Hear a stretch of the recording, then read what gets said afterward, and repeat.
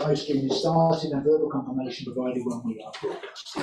I confirm, Mr. Chairman, that we have begun the live stream. Thank you. Welcome to this meeting of the Children and Young People's Scrutiny Committee. The agenda papers and other relevant information for this meeting are available for public viewing on the Herefordshire Council website. The Council is streaming this meeting live on the Herefordshire Council YouTube channel and also making a recording. The recording will be available via the Council's website shortly after the meeting has concluded. Other attendees are permitted to film, photograph and record our public meeting, provided that it does not disrupt the business of the meeting. If you do not wish to be filmed or photographed, please identify yourself so anyone who intends to record the meeting can be made aware. Is there anyone who wishes to be so identified? No? Okay, thank you.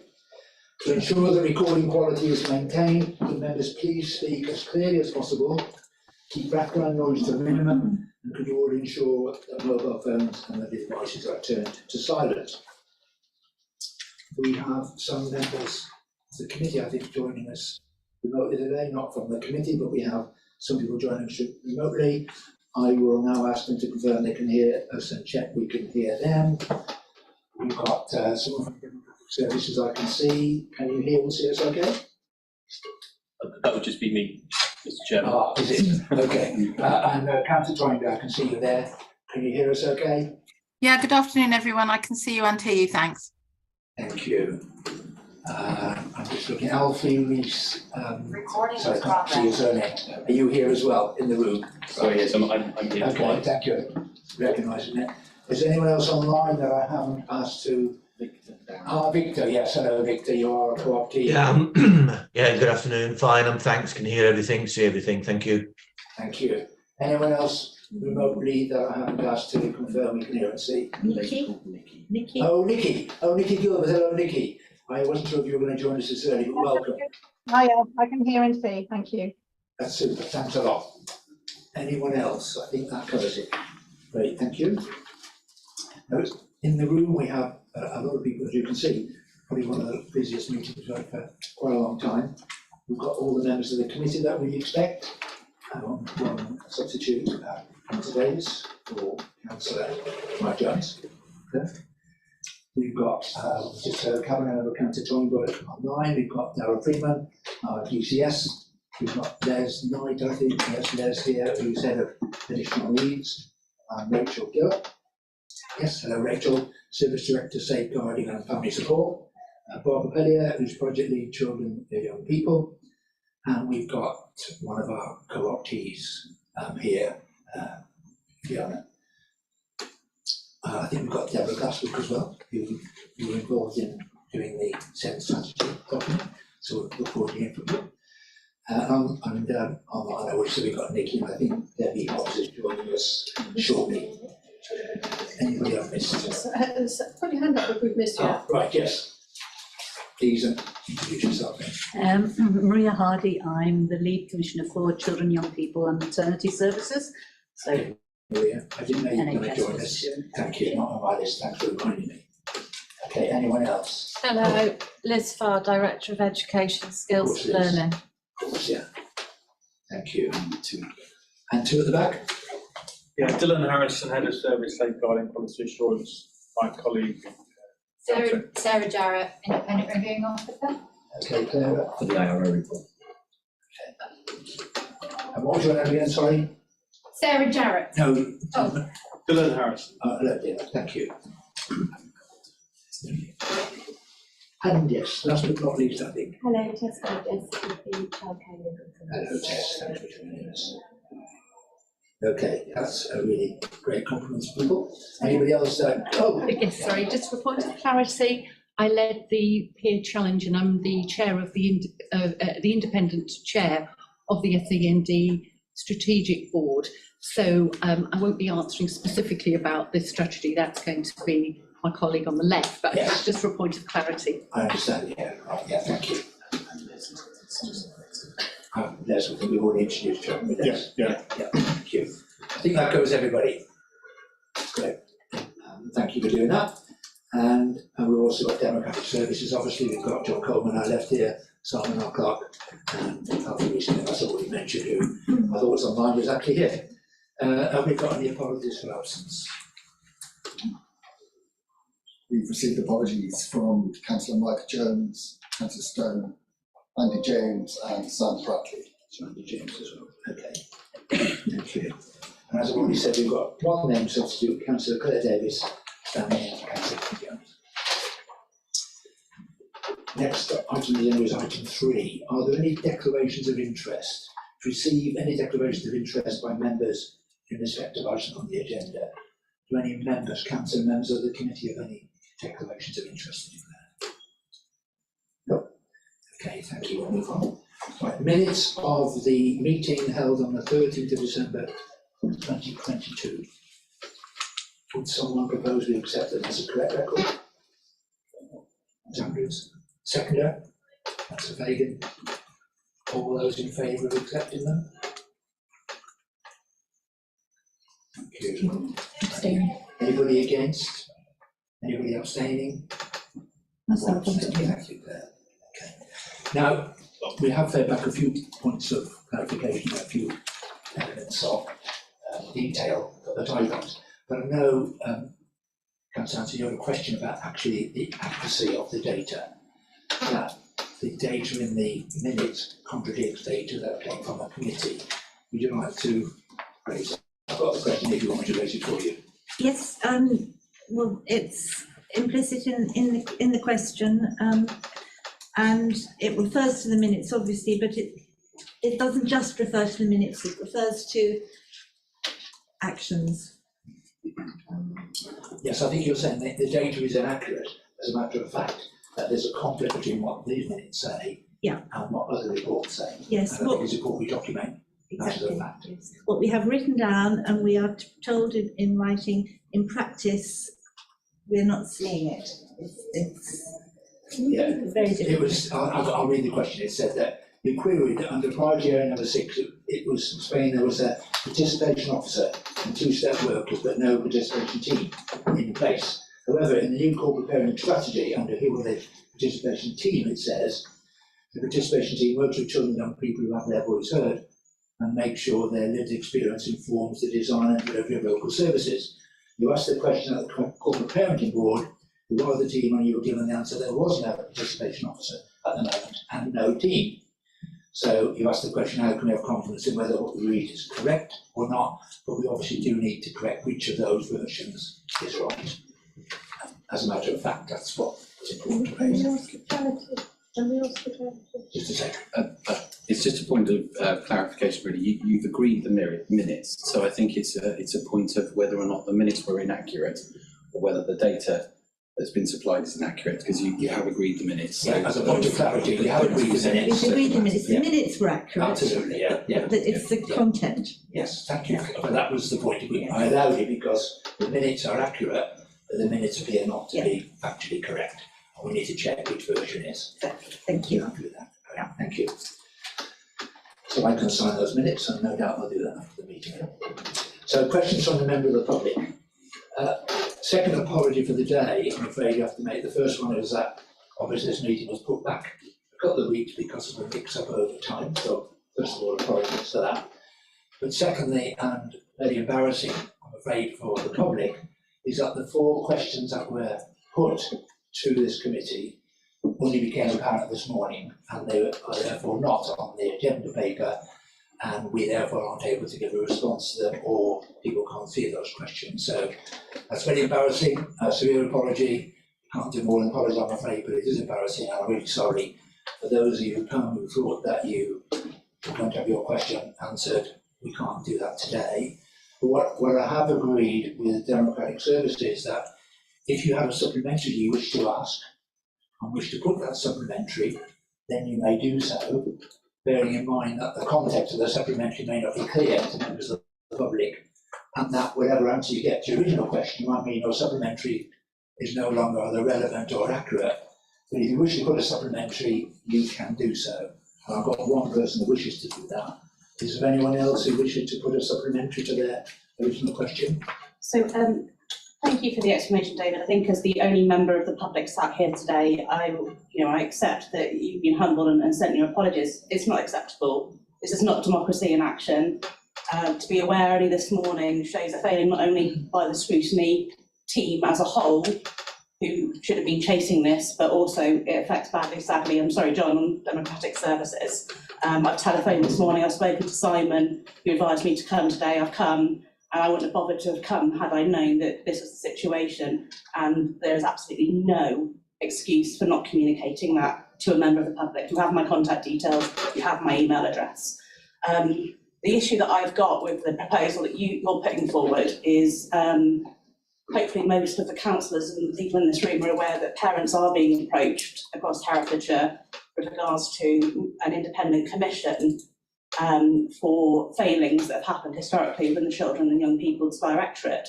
And one of the terms of reference in that affects the public's ability to ask questions in public meetings. And actually, the timing of this seems unfortunate in terms of the terms of reference that we are now being subjected potentially to if we choose to engage with this invite. So in terms of how I feel, that's the line drawn.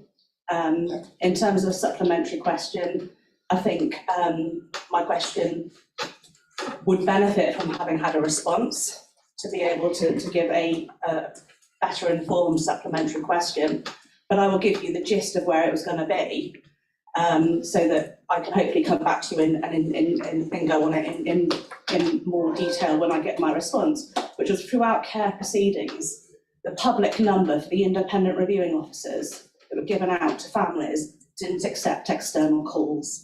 So throughout 2020, 2021, and as far as I'm aware, through most part of 2022, families couldn't actually contact independent reviewing officers on telephone numbers listed within the staff directory. So if you had an issue with your social worker, you couldn't get a response from the social worker, you couldn't get a response from their manager. The independent reviewing officer who you were meant to go to as the next port of call was uncontactable. And my question will be relating to that, but just to give you the gist of what families experienced, you were uncontactable. You've helped create this situation that we're in today. You made that point very clear. I noticed that GCS has noted down your point. And thank you for accepting, because it is very embarrassing. I agree, we all know it's not acceptable. Thank you for being generous, at least in accepting the apologies. And to be honest, we didn't realise until this morning, that this was the case. So sorry you weren't communicated with, but for all of us it was a surprise and a shock that they weren't on. But thank you for coming. And we realise the biggest inconvenience is to members of the public like yourself who've come expecting an answer. So again, all we can do is give you our sincere apologies. Do you want to make a point? Yeah, I just want to make the point that actually Children and Young People's Scrutiny Committee are absolutely committed to hearing what the public have to say. And so it's really disappointing for the public, but it's really embarrassing for us, because it means that we cannot, get a balanced view if we don't hear what the public have to say. So I just want to endorse what you brought to the committee today. Thank you. I agree totally with that. Thank you, Jane. And I think you've always demonstrated to you that we're prepared to listen and give you an opportunity to speak. So it is particularly unfortunate. And again, we just apologise. David, we're all human. We all make mistakes. It's how we deal with it, isn't it? At the end of the day, we're both being respectful, showing mutual respect. That's all I can ask. Thank you very much. One of the supplementary I've been asked to read out, this is in the context, remember, of the original question. There are two examples of discrepancies mentioned. One is that apparently 22 children, not 10, were placed for adoption in 2021-22 in Herefordshire. The placement rate is 6.1 per 10,000, not 2.8. Very high compared with our statistical neighbours' average of 2.6 and England 2.4. The average weekly cost for one child in residential care is 5,066, not 3,249 as claimed. The rates of care proceeding and children in care are about twice that of statistical neighbours. Facts suggest those illness, lack of family support, etc., and need to reduce number in care. Scrutiny, understanding, etc., is better without discrepancies. I will provide many examples of unsatisfactory responses to public questions and information requests by the committee being not provided or timely provided for. And I will reiterate, please will the Children and Young Persons Scrutiny Committee escalate the above concerns about responses to public questions, etc. If not, why have they not? And we will be responding obviously to the questions, and the supplementary will be given, and we will do that in the time we normally agree to do the minutes of 10 working days, but quicker if we can. Thank you very much. Any other points and public questions? Let's move on to questions from members of the council. I don't believe there are any questions. Okay, so now we move on to the main item agenda for the day, which is developing SEND services. And as you know, we've got 3 reports. We've got the progress report, we've got the strategy report, and we've got a summary of the peer review that was conducted. And what I'd like to suggest is we get all 3 of those reports explained to us by whoever's responsible for them, and then we'll ask questions which relate generically to the whole SEND area. And some will go across reports, so that seems the best way to do it. So first of all, if we look at the progress report, can I ask who's presenting that? Okay, great, thank you.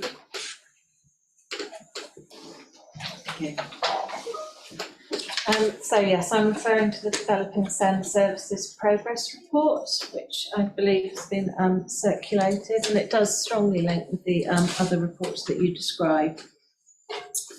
In October last year, the local authority commissioned an independent review of local services for children and young people with SEND, special educational needs and disabilities. This was completed by the LGA, the Local Government Association.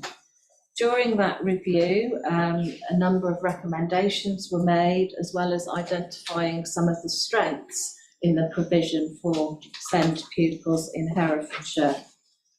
We were advised that it would be useful to bring together some short and medium-term priorities and actions to address the recommendations that were received in that report. As a result of that, as a way of update, I'd like to report that the SEND Partnership Group, that's a group made up of partners, health partners, education partners, school representatives, meet regularly to consider and reevaluate our improvement priorities.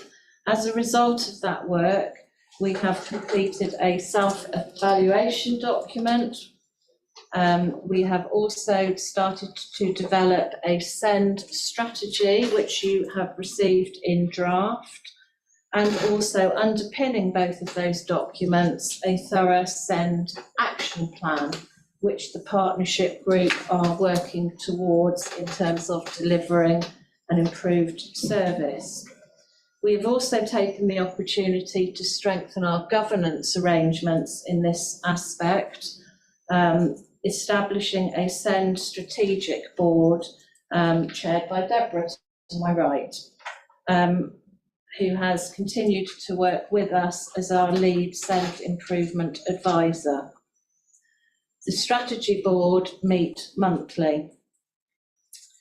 To focus in on a particular aspect of our work, children who are accepted for assessment for an EHC plan, that's an education, health and care plan, should, by statutory guidance, receive their plan within 20 weeks. The national figure for children receiving their plans sits at around 59.9%. In Herefordshire, our performance in this aspect has dipped over time.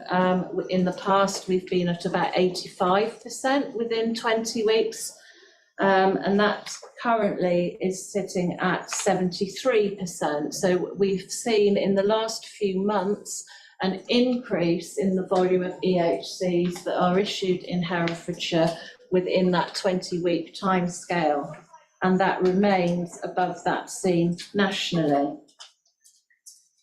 Another piece of work that we've been very focused upon is the review of children's plans. This is particularly important when children are transferring, particularly from primary to secondary school, for example. and those reviews should be completed within admissions timescales to make sure that those transitions are as smooth as possible. That was a piece of work last academic year that slipped, and I'm pleased to report this year we're seeing the vast majority of those plans and reviews completed on time and well within admissions timescales. We've also done a piece of work around our local offer, which is about the services that parents can access. Parents and carers responding to their feedback over time have told us that sometimes those pages are particularly difficult to navigate. They take you from one site to another and back again. We are in the process of actioning that so that we migrate all of the site content to one place, making that much easier for our families to find the information that they need. I've mentioned our draft SEND strategy that currently is out for comment with our schools and SENCOs, and they are contributing to developing that piece of work. We have welcomed support from external partners. I meet fortnightly with the LGA SEND Improvement Partner. I also meet regularly with our DFE SEND Improvement Advisor, again on a fortnightly basis. That probably concludes the main elements of that first report, Chair. Okay, thank you very much. Before we ask questions, I think it'd be now good if we went on to the strategy document itself. Yeah. Will you be presenting that for Yes. us, or is that? I can present that later, yeah. Okay, and important to say too, it's a draft report. It is a draft document. So we've taken the opportunity following the LGA review to revisit, revise and rewrite our SEND strategy. And this document has been through various groups in terms of its formulation. So our parent-carer voice have contributed strongly, telling us what families tell us about our SEND services and what they want to see change. And I hope that you see that reflected in this document. We've also worked very closely with our partners in developing our SEND strategy in terms of health and education, making sure that it reflects our own self-evaluation of where we think things are working well, but also some pretty accurate reflections on where we think we can do better for our children and young people in Herefordshire. The document as well is aligned very closely to the Ofsted inspection framework for SEND services in local areas, which was republished in January this year. So our core aims and objectives link very strongly to that, and as you will see, include things like children receiving the right help at the right time, and that their voices are heard and come through some of those statutory processes. The document is written to children in Herefordshire. It reflects our aims and ambitions for our young people over the next few years, reflecting what they've told us about the quality of service they receive, as well as what professionals tell us, and as well as what we think we can do better in the future to make that service even stronger. Okay. Yeah. Okay. Well, thank you. As I said, I think it's worth going on to a review of the peer review report, because that will obviously inform what was recommended and what you put into your report, into your strategy. I'd just like to point at this stage, we did invite two cooperatives to this meeting, representing the bodies which were consulted. So what's the reason why we've got Nicky Gilbert from Westfield School here, and we're hoping that Deborah Hobbs could join us as the manager of Parent Care Voice to give their view on where they believe we are with the current strategy document. And as you rightly point out, members should be aware this is a draft report, and the reason we're hoping to extend now in detail is because we expect that there will be an offset inspection in the near future. So what we're doing here is helping to make sure we are prepared to do the best we can with the offset visits. So that's what our contribution today is all about. So it would be useful, I think, at this stage now then to get a quick overview of the report of the peer review. You've been going to present that as well. Yes, I'm very happy to do so. So the SEND peer review, as I say, took place in October, was commissioned by the local authority to take a really close and detailed look at the services within Herefordshire. You will see from my report that there were 4 agreed key lines of inquiry. Again, these reflect the objectives that are now carried through in terms of picking up some of those recommendations that were made in October and how we build on some of that in terms of future progress. The peer team had a busy week with us. They heard from 75 different people, including some groups of children and young people, including talking to parents in Herefordshire, lead members, some of the senior leadership team, and also some of the SEND officers, managers and partners. The peer review team observed our SEND partnership meetings. They visited local teams within the area as well as some of our local schools, and they undertook a range of different visits. Then carrying that through, some of these areas I've referenced perhaps already. One of the key findings, for example, was to strengthen the governance framework around this area of our work. Hence the reason for the establishment of the SEND Strategic Board that has now met twice and includes a good breadth of membership across different partners.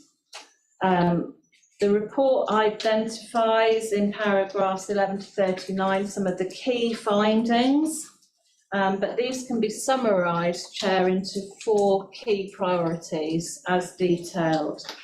The first one is to produce a multi-agency strategy with short, medium and long-term priorities.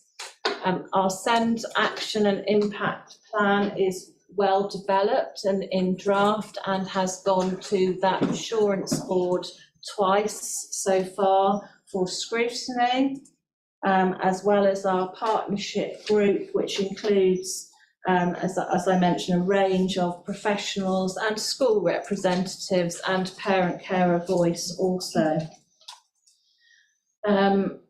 We've also, talking as well about the SEND Partnership Board and making sure that those necessary structures are in place.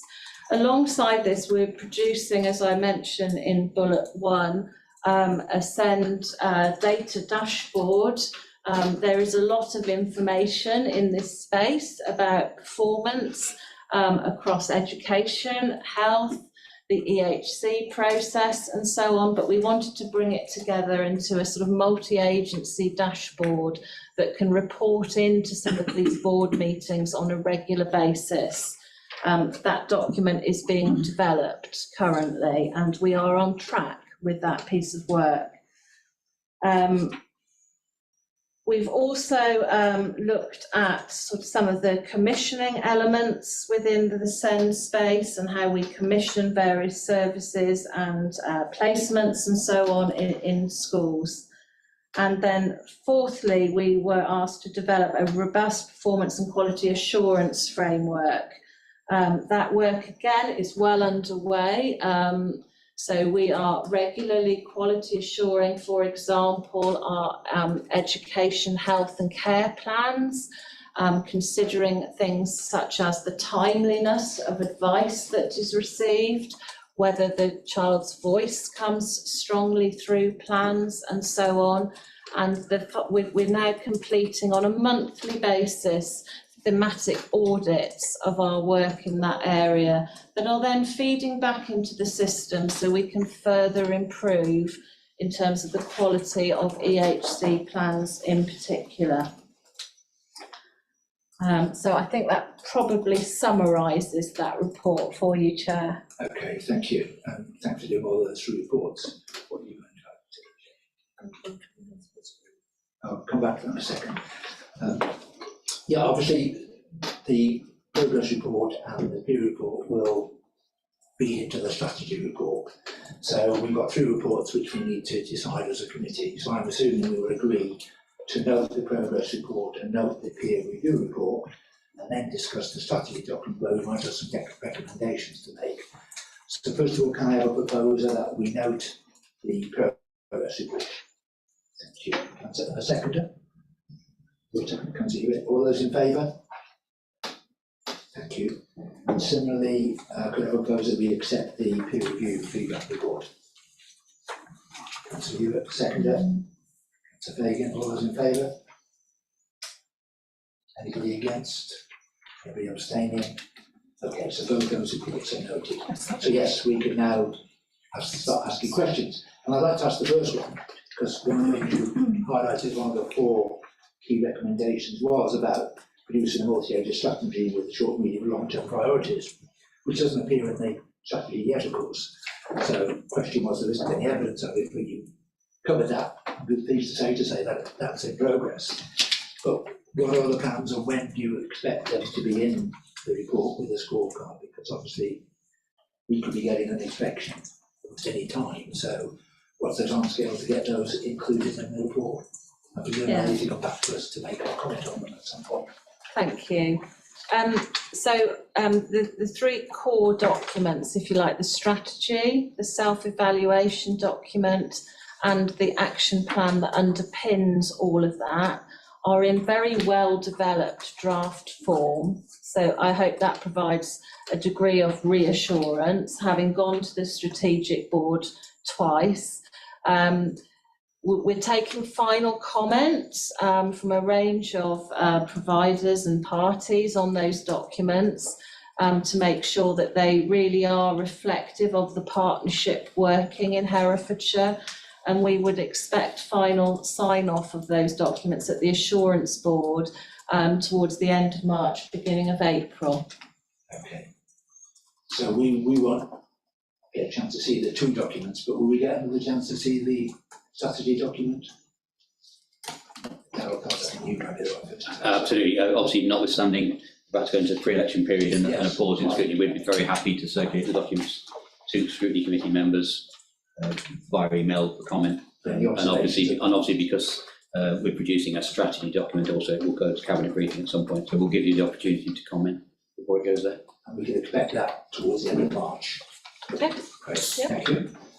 Councillor Sunday, you want to ask the question? You ready to ask that question? 14.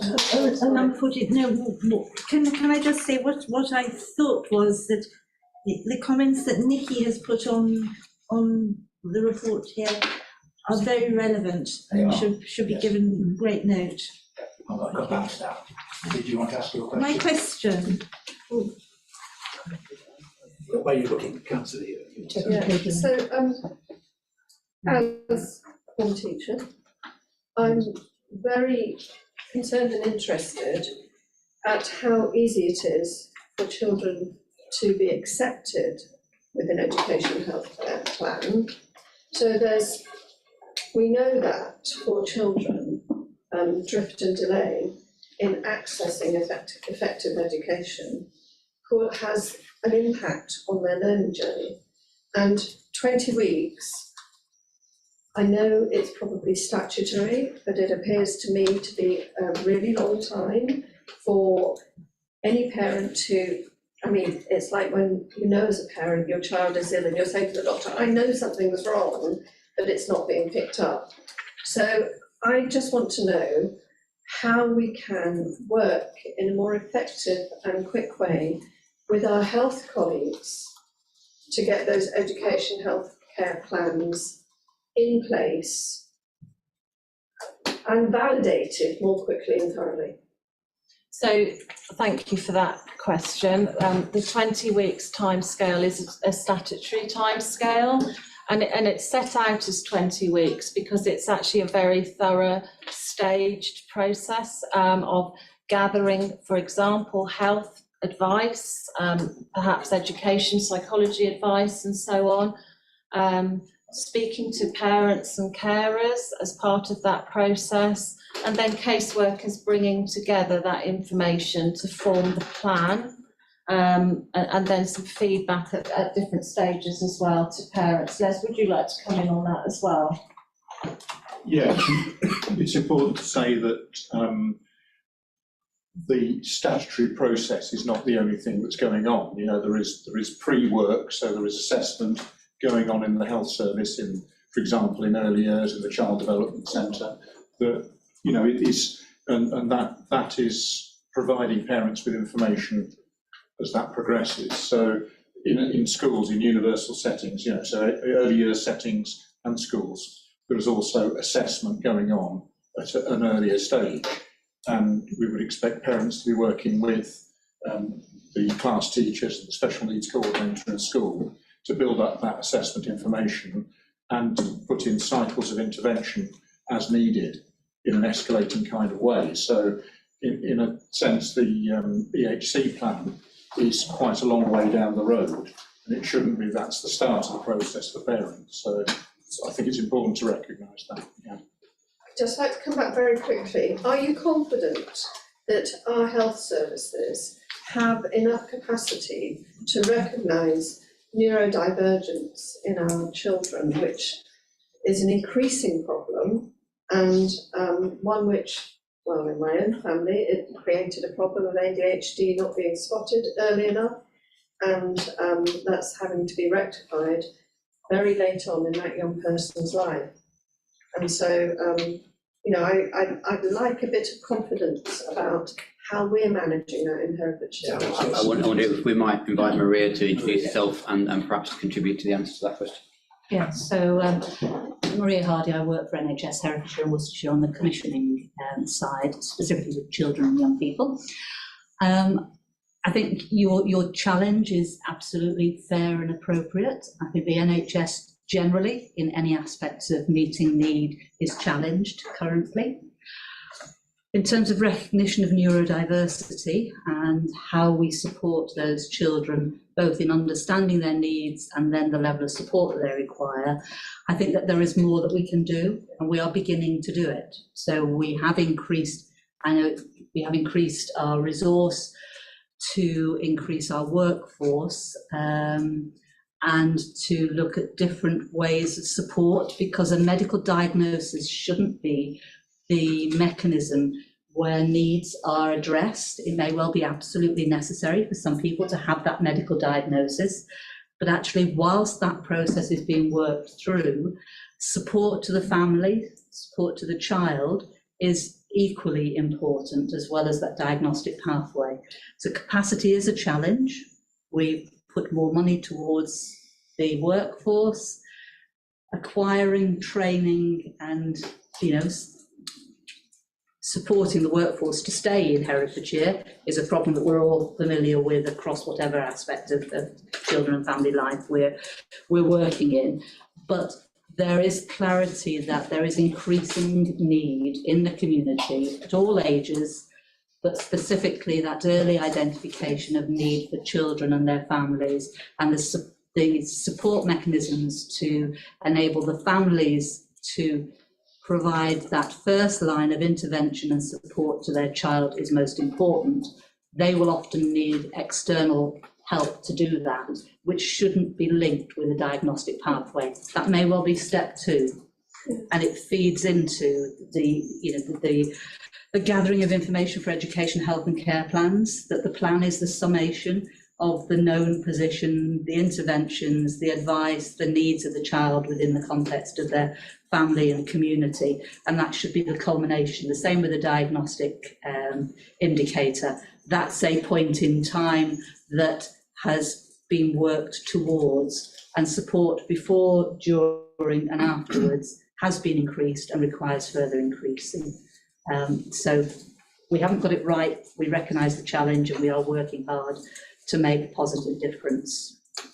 And lastly, can we do anything as a local authority to support you in finding that resource? I think we are doing that. That is very firmly linked within the SEND partnership work, and being challenged and assured and questioned and supported through the SEND Strategic Assurance Board. Thank you. Okay, that's reassuring. I know, Councillor Anthony, you had a question on this same subject, which is a supplementary, if you like, to the point you just made, Maria. Yeah. Would you like to ask that? Yes. Do you want to remind me what it was? Yes. Sorry. Question 14, if you've got Yes. on there. Herefordshire is working alongside the NHS and Worcestershire. Reports on the situation in Worcestershire is concerning in that Worcestershire Children First is heavily criticised for continuing to fail SEND children, young people and their families. Are the monthly meetings of the strategy board actually taking place, and are staffing issues being resolved? And how can we be assured that Herefordshire is not subject to the same failings as its neighbouring county? Just before you answer, Maria, I was going to point out that all the members of the reports, and the way we normally work is we all submit questions on each of the reports. So we've all got a list of quite a significant list of questions which we mentioned. So you won't, officers won't have seen a copy of that because we only circulated that this morning to all members. So sorry, looking for it, you Yes. won't find it. No, that's fine. Well, I was point 14 on the report. But we're happy to share that document with you because it could be useful to Yes, us. I think it would be. So we won't ask, but you might like to answer a question. So shall I respond initially then in relation to the Yes, I'm referencing an article as well. and the parallels with Herefordshire, Yes, because my role please. takes me across both places. Well, we understood that, so it's, Yes. you said the obvious question to ask. So certainly Worcestershire SEND services were inspected and they were found to be significantly failing children and young people across 12 areas, including the areas that you mentioned. They were re-inspected 18 months ago and were found to be supporting effectively and adequately in 8 of the 12 areas that had been causing worry. The 4 remaining areas are subject to a 1-year action plan with quarterly monitoring by the Department for Education and NHS England. That 1-year period comes to an end in April with final review. For interest, the 4 areas were fragile relationships with parents and carers, quality of education, health and care plans, inclusivity in mainstream schools, and sufficiency of specialist provision.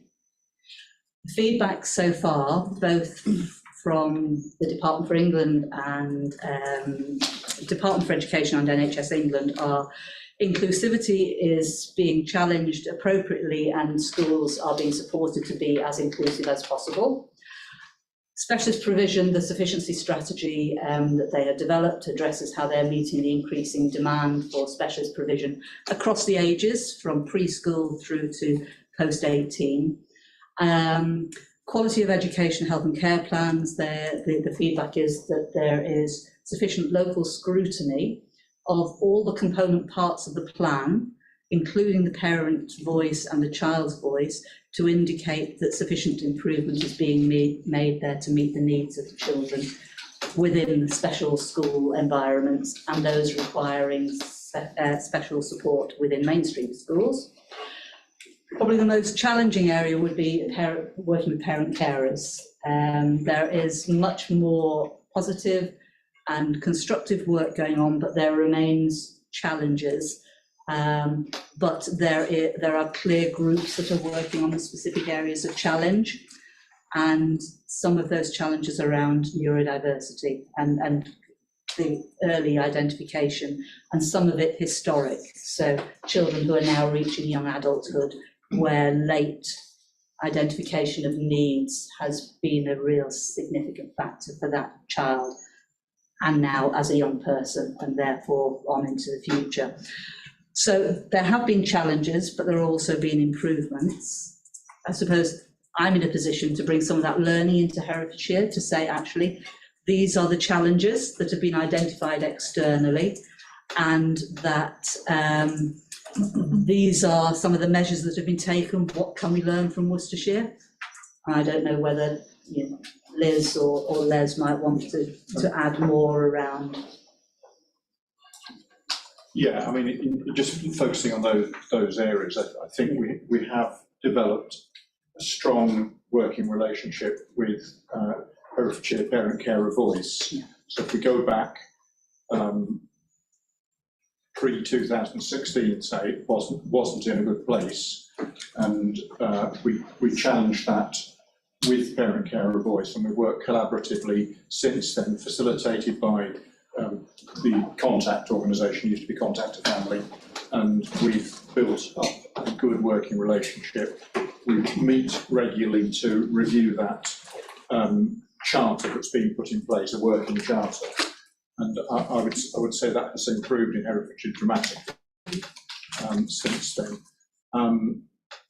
Can you remind me the other areas, please, that you were looking at? And I thought you want to come in there. I was just going to comment, you asked if the board met regularly, if that actually happened, and the answer to that is yes, it has met regularly.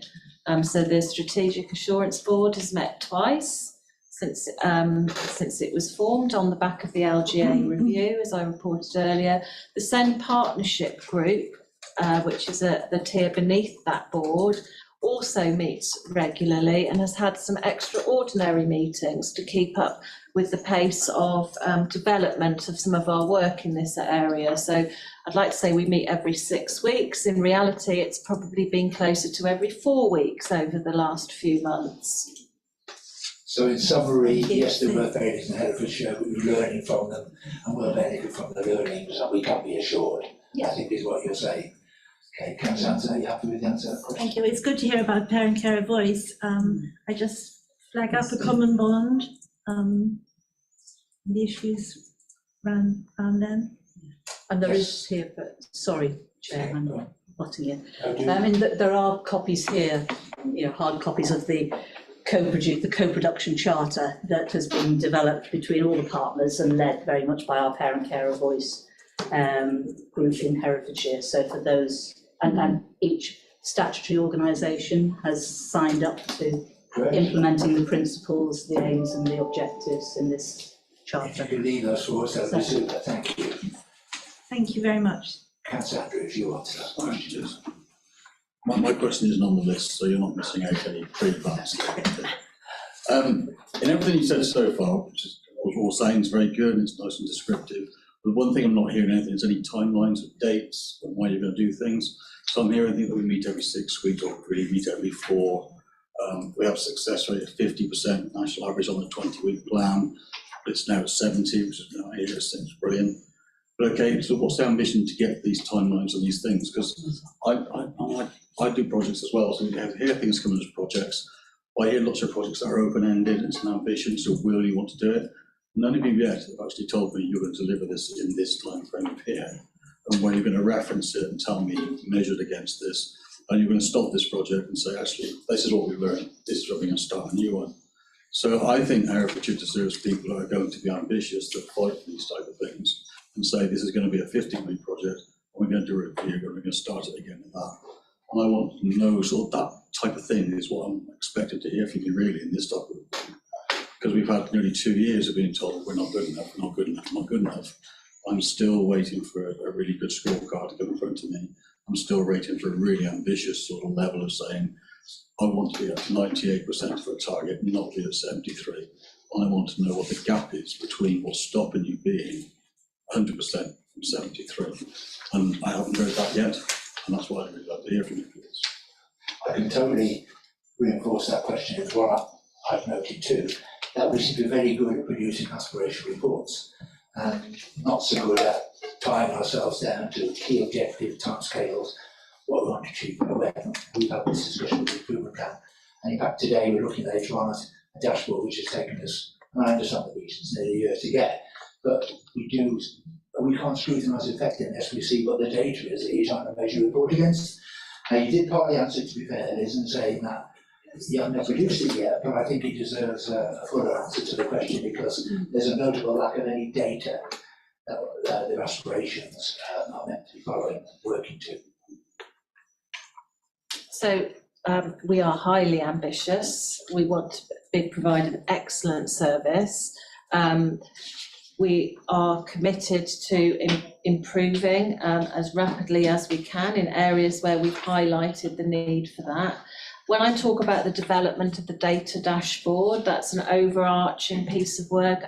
Underneath that, it might be reassuring to you all to hear, there is regular monthly reporting and scrutiny of our performance information in fuller detail. So the dashboard is the key highlights in this space. But for example, we track the performance of EHC plans, as you rightly say, every month, and scrutinise that information. So where there has been drift and delay for some families, we are really getting into the detail of that. And actually, sometimes that is at the bequest of families. We're seeing an increase in the performance measures, which are, I think, the big thing to be mindful of is that we are maintaining a position that is above that seen nationally. That's really crucial.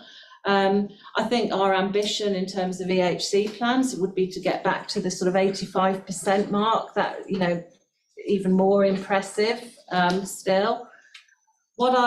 It's difficult for me to provide that assurance about deadlines and so on, because underneath all of this work is a very detailed action plan that provides exactly that. This piece of work will be completed by this date, and this will be the impact of that piece of work. So that there are, 30 to 40 work streams that are identified in terms of by when. What I'm highly satisfied with is what has been achieved in a very short period of time since October, in terms of the drafting of the strategy, the self-evaluation document, the action plan, and various other pieces of work around that space as well. So I can provide fuller examples of where our ambition lies and what the deadlines would be around certain pieces of work. That's all set out very clearly in the action plan. But, in a brief summary, we want to provide an absolutely excellent service for the children and young people of Herefordshire. I am particularly passionate about that, coming also from a teaching background and a headship background. Our children and families deserve the very best, and that's what we're determined to deliver on. So can we assume when we see the report added to by the end of March, that will include more objective data on the dashboard? Great. So I know you wanted to say something, but I just wanted to get that reassurance. Thank you.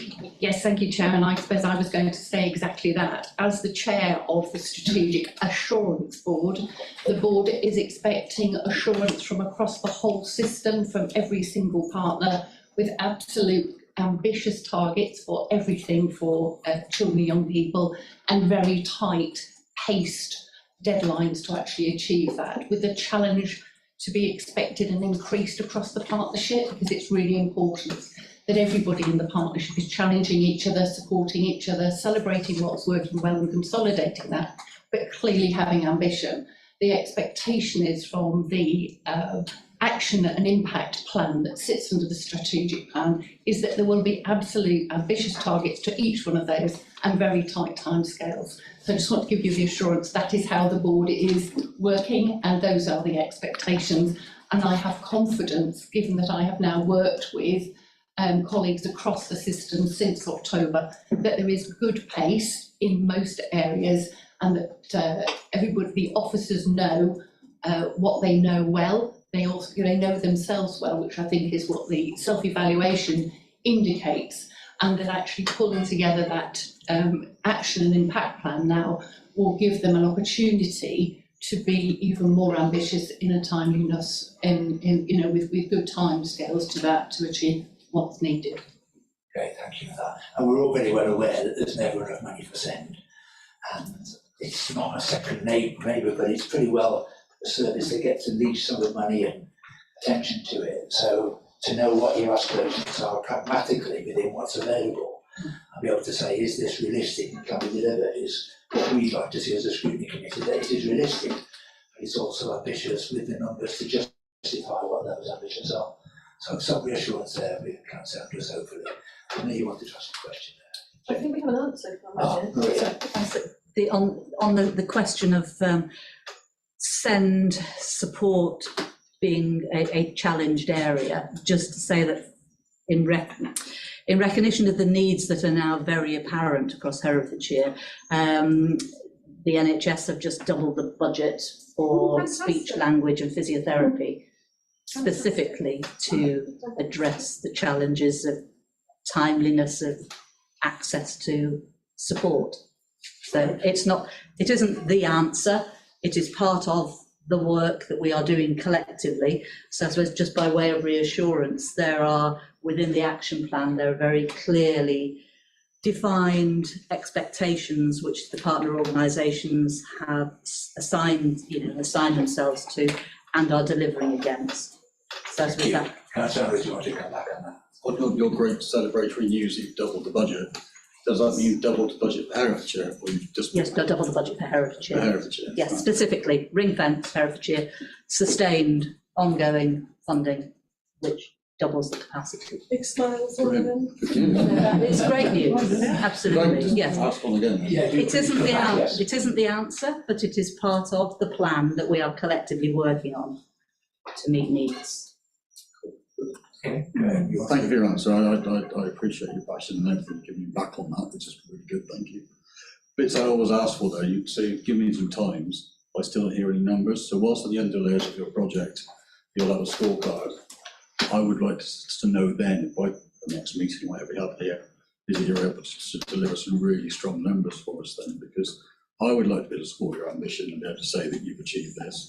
And if you're not getting support to say you want to achieve 12-week or 8-week goals or whatever, then we can go back and ask what they are, which is good. So I think you should be really assertive in trying to say what your gap to fill that is in that project. So if it is money or people or ambition or leadership or skills, then you're really assertive in saying that's what the gap is, because I would like you to be in those 80s. So come back and be keen to say what it is. Yeah, we've invited a couple of co-optees for today who actually at the delivery point to come along and say what they think of the current strategy.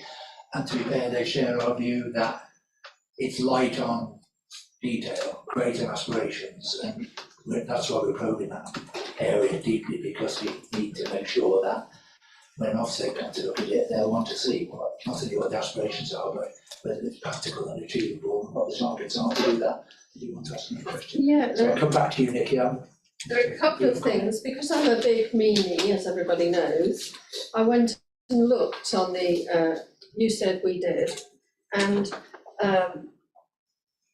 parents and carers were unhappy with the one-page summary on their EHCP things. So I thought, and it says it's been done. So I went and looked, and it's still on the website, that one-page thing. So my question around that is, when you say that something's completed, who's checking off that final action? So that's a challenge, please, that should be done. And there's one other, it's a detailed question, but it says, and I probably think that it's correct, that there's been a big increase in children and young people with SEND. But the figures you put here, I kept looking at them, they don't show it. It says 21-22, there were 3,543, 22-23, 3,526. So I was just thinking, am I looking at this straight? So the data that you've actually got in the report doesn't reflect the increase which you're talking about. It says there's an increase of, there's been an increase in the proportion, I can't remember what it said, but significant increase in the proportion of children who have an education healthcare plan. And it doesn't look significant increase. It goes from, in fact, it goes down from 3.9 to 3.8. So I just think that for some reason or other, that data isn't reflective of the description that you gave. So if you could have a look at that when you look at the final report. Am I right, or am I being daft? The percentage of children with EHC plans has definitely gone up over the last. It might not. I need But to the recheck table that. that's in here isn't correct. So if you could have a look at it and correct it, I'd really appreciate it. Thank you. That's because that's not a full year. Already those numbers are higher. Yeah, I'm sure that what you're saying is correct, because I know there's been a big increase of SEMH, which is included in the SEND figures, isn't it? Because we had a report from the schools when we looked at SEND last time, and we know that COVID has created that situation. But So that's my little detailed nitpick, I hope. Thank you. Again, checking disbalances and data, which made a note that we Might need to look at the data over a longer period of time. It's definitely risen from 2004 to. I don't doubt it, I don't doubt it. Yeah, fair challenge on the data. And I know you've had your hand up, but actually it's not an opportunity for public to speak if you don't mind. But if you've got a question to ask, then you send it to us, because this is an opportunity for the committee members to scrutinise the report. Yeah, I had your hand up, I just want to, I didn't ignore you, but it's not appropriate to speak. I respect that, but it's just that obviously there's names getting thrown about here that people are in agreement. I think the common bond was mentioned by Helen. We haven't, a common bond as an organisation hasn't signed anything, and we're very separate to Parent Carer Voice. We can come back and So, you know, just if you're going to throw around people are in agreement in this meeting, you're misleading other people on the table, and that's not really acceptable. A point of information that we should know, thank you. Tony, I know you had a few questions to ask, perhaps you'd like to ask. Yeah, thank you. So the first question is really about the IT systems, as that was flagged up. And, you know, are we satisfied now that the IT systems and the ability to share and analyse information across service areas has been sufficiently strengthened and are now fit for purpose? If you could just explain if that has happened. Yeah, so we're doing a lot of work with our IT systems, and particularly in the SEND space, developing our reporting function. So perhaps that's been underutilised in the past, and we have got teams of individuals working to strengthen our data reporting, particularly from sort of caseworker and workflow information that's then reported back out that forms part of the SEND dashboard. So I think we're making, in brief, much better use now of the data systems that we have, and are making sure that is an accurate representation of the current picture. Yes, because that was one of the key issues raised at the peer review.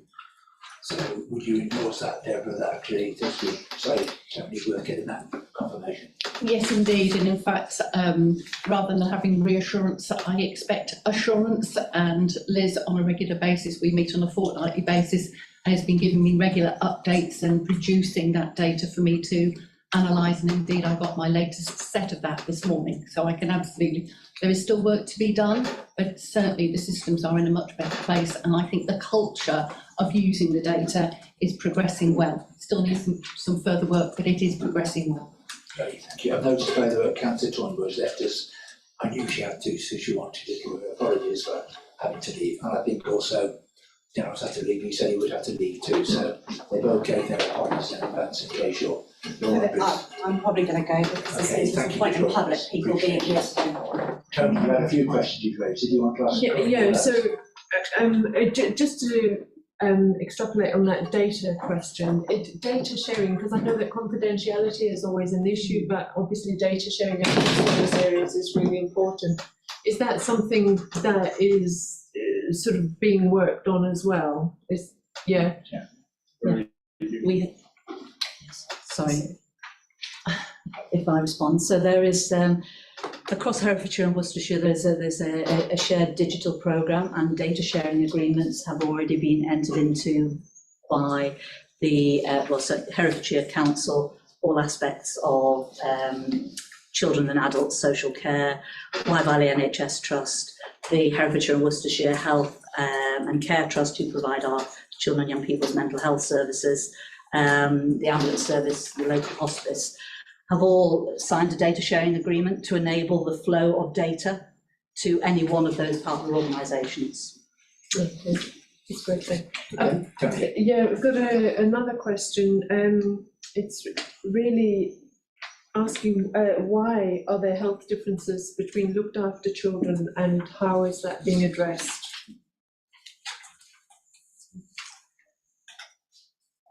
I'll respond. I read that in the the summary of the peer findings, and actually was uncertain about the level of challenge that was contained within that sentence.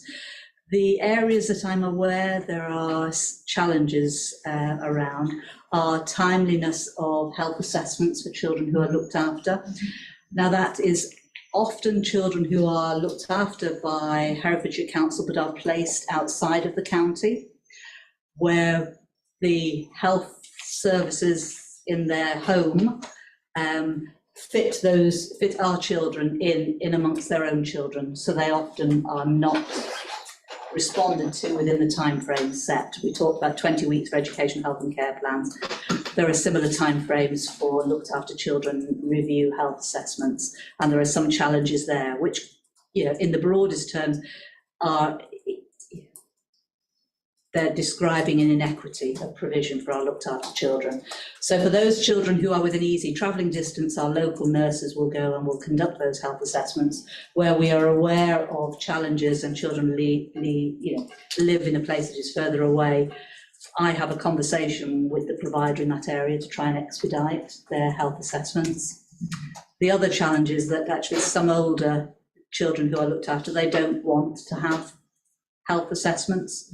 You know, and at 16 plus, they are quite within their rights to say, I don't want a health assessment, thank you. I go to the opticians, I go to the dentist, I'm fine. If I need help, I'll go and sort it out for myself. I don't want you telling me that I need to have a health assessment. Those are the only aspects that I'm aware of that would relate to children who are looked after. Obviously, if they are children with special educational needs and disabilities, then that compounds the potential impact of a delay in a routine health assessment. But we know about those children and we tend to respond to them. I don't know, Deborah, whether there's anything else from the peer review findings that relate to that item that you would want to highlight. That's my recollection. No, I think what we were concerned about was whether there was any additional inequity for those children who were looked after. So if you're saying the compounding of the fact that they might have additional needs and being looked after, and we were wanting to make sure that children's social care were really mindful about those additionalities and making sure those children for whom the council are corporate parents are getting the support that they need, and a challenge to health really to make sure that those children who do live outside the county aren't additionally discriminated against because of that. So that was the challenge through to health colleagues and also to the council. Thank you. Okay, thank you. Just wanted to follow up, you mentioned assessment, Maria. Yeah. And there was the peer review identified the model of delivery and the current capacity of the community paediatricians needed to include waiting times for assessment. So we're talking about the early age of early assessment. The consequence of this in the report said that some children are now receiving their assessments and diagnosis only 3 months before they start school, which by implication is totally inadequate. So what should that period ideally be as a minimum, and what are the planned actions to increase the gap to meet that minimum? So clearly there is a plan to address the challenges of waiting until you're near school age before there's a formal recognition of how your needs could be met. There has been improvement in that time frame, so more children are seen earlier. They would typically be identified with a developmental need at 2.5 to 3 years of age with the health visitor assessment, and they would then be referred through, if they require that specialist intervention, to the community paediatrician, who would assess for other physical reasons for that delay and suggest ways to support the parents to work with the child to enable, their development to progress, but also put in place extra supports. There are challenges with capacity still. It would be inaccurate to say that the situation is resolved. There are still challenges with capacity, but the community paediatricians have in place a clinical prioritisation framework which they apply to any new referrals. So they will look at whether a child is looked after. They will look at whether there are safeguarding or children in need markers around the child and family, and they will prioritise early intervention for those children. Children who have non-acute illnesses, so they're not immediately at risk of significant illness and harm, they will wait a bit longer to enable those who are deemed to be more of a clinical priority to be seen sooner. We are looking at additional capacity and skill mix. recruiting paediatricians to work in the community is a real challenge. So they are actively recruiting for more staff and working extra hours to try and mitigate the impact of children, young children, waiting until nearly a start at school time for a clear indication of how their needs should be met and whether there are physical health needs that will require specific and ongoing interventions post their start at school. So the report is accurate, but it is part of the plan to put the timeframes and the catch-ups and the mitigations, and the start point has been extra clinics, so the timeframes have improved, and clinical prioritisation of need, which is horrible. Anybody who works within health hates having to prioritise need based on clinical reasoning, but that is the reality at the moment. And is there a best practice period before they start school where there is ideally at the age of 3, between 3 and 3.5. Okay, yeah. Give time for assessment, for intervention to be determined, tried, started, and to inform the planning process for their commencement at school. So that might be an education, health and care plan, might not be. Sorry, at that age, it's presumably parents who are referring them. No, health visitors and others, early years nurseries.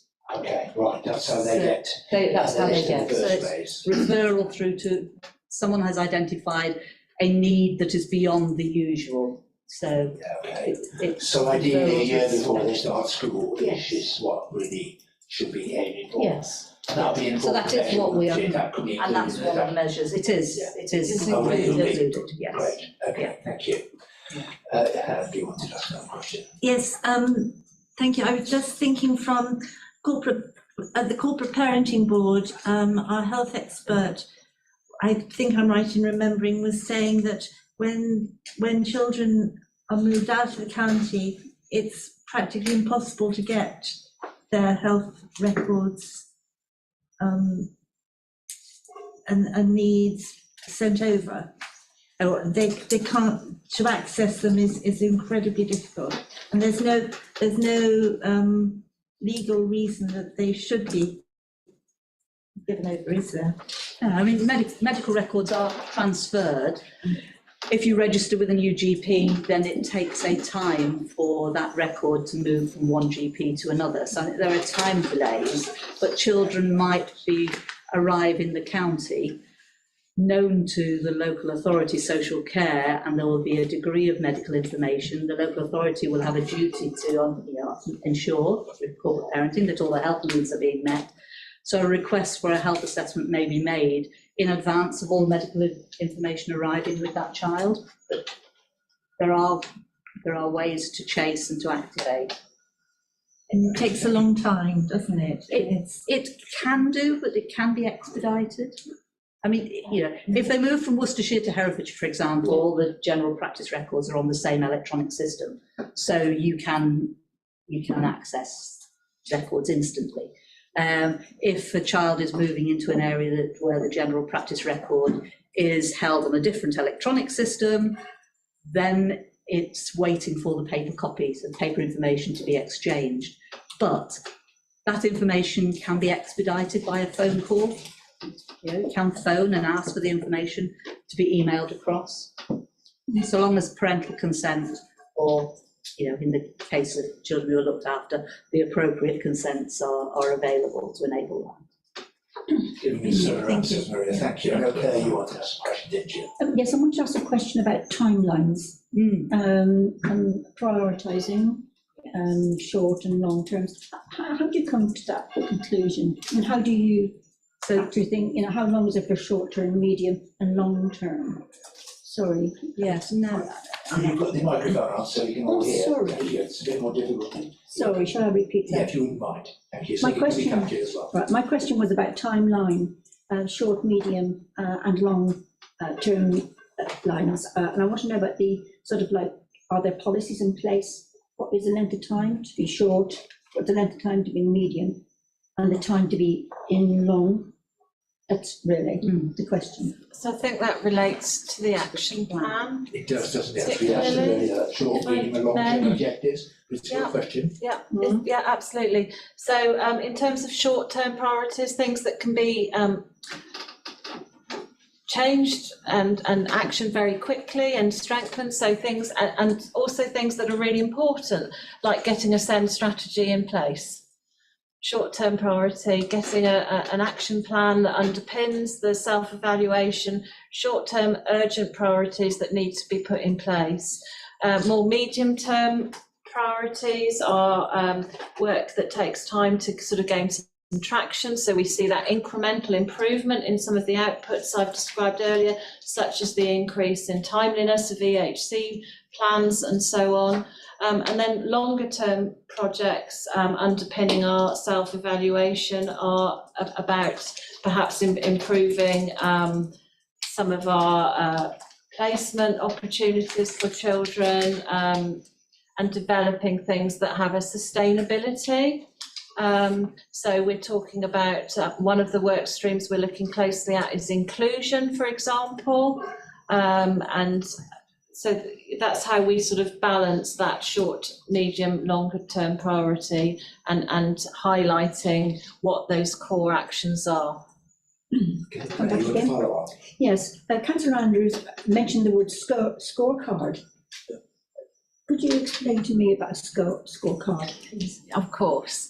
Yes, so we're putting together a sort of monthly top-level data dashboard that relates specifically to the work that we're doing with SEND provision in Herefordshire. That includes a multi-agency data set, so some of the health measures that you've heard Maria talk about this afternoon, as well as the EHC plan measures and so on. And that dashboard has gone to the assurance board in its first draft, and that's a piece of work that we're currently developing. We also would like to develop within that dashboard some qualitative measures about what our children and families are telling us about their experiences of the SEND services that they receive. So we've also got some pieces of work around how we gather children's views more robustly, more regularly, that feed into our whole strategy approach. Thank you. Does that answer your question? Okay, answer your question again? Yeah. You're looking as if you want to another question, Tony. I do actually, thank you. It's really about the lack of overnight provision and short breaks in the county. How is that being addressed, and does that link to the sufficiency strategy and how provision is used in the county? And then I was just wondering if we could have an update on the sufficiency strategy and how it's serving Herefordshire's young people. Yeah, I think the phrase sufficiency strategy is used in a whole number of different contexts, so it's important. You're right, it's important that we know what we're addressing here. So in terms of short breaks, there is a piece of work in the all-age commissioning team to review that. We know that there haven't been historically sufficient numbers of places for children to have short breaks, particularly overnight short breaks. It has proved difficult to get a market in short breaks here, partly because of geographical isolation and small numbers that we're commissioning. So, but there is a new plan that is being developed to address that, and that will become evident very shortly. In terms of sufficiency of school places, specialist school places, that is some of the work that we are focusing on, because demand post-COVID has escalated dramatically, not just here, but in most areas of the country. And of course, going back to the short-term, medium-term, long-term, it's very difficult to build capital projects like new schools, even if you've got the money to do so within a short time frame. We can't need those places for September and the following September. So we're trying to be as creative as we can about finding ways to meet that need. Okay, so Answer your question, okay? It's partly. I'm just also not. I'm not sure about sort of where Herefordshire children who, for example, have to be in hospital long term because of sort of, let's say, mental health issues, where there doesn't seem to be sufficient place in Herefordshire for those children. And I'm just wondering, you know, does that form part of the sufficiency strategy? I'm not entirely clear what the sufficiency strategy is. Not the local, well, the tier 4 hospitals, which I think is probably what you're kind of referring to. I'm Marie, probably your better place to talk about the health part of that, and I can refer to the education part if you want to know. So if we're talking specialist NHS provision, whether a child or an adult, then Herefordshire, although a wonderful place to live, is not going to have on its doorstep access to the highly specialised health services that it requires, and because they are located in what we call tertiary centres, so they're third level, highly specialised environments. So a lot of individuals, whether they're a child or an adult, will go to Birmingham if they have a specialist need, because there isn't the expertise locally. For mental health particularly, there are real challenges in the expertise in regions, I mean, not even at local level, but within regions, to meet the needs, the increasingly complex needs of young people who have a mental health crisis, whether that's eating disorder, self-harming, you know, attempts at suicide, extreme depression and anxiety, or psychotic illness. So all of those very specialised environments are at a distance. Birmingham is our nearest, but often there isn't sufficient placements there. So children could be experiencing care in areas that are hugely distanced from where they live. It's very difficult to influence that, because the degree of specialism means that you require an environment and a staffing group that is also highly specialised, and a certain number of children and young people to be cared for. So it's very unlikely that that resource would ever be more local than a regional level.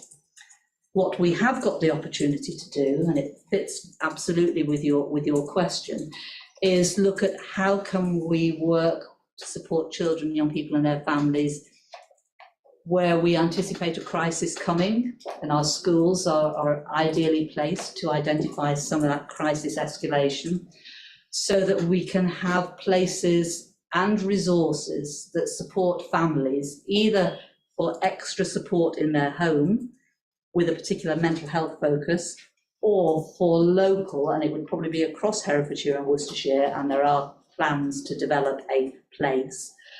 That safe haven, safe environment with the expertise to meet the mental health needs of either children and young people coming out of that regional specialist resource, but not quite well enough to return home because they still require considerable clinical oversight, or for children who are identified as requiring that extra medical and clinical intervention, but actually are not sufficiently poorly that they need to go off into the regional centre.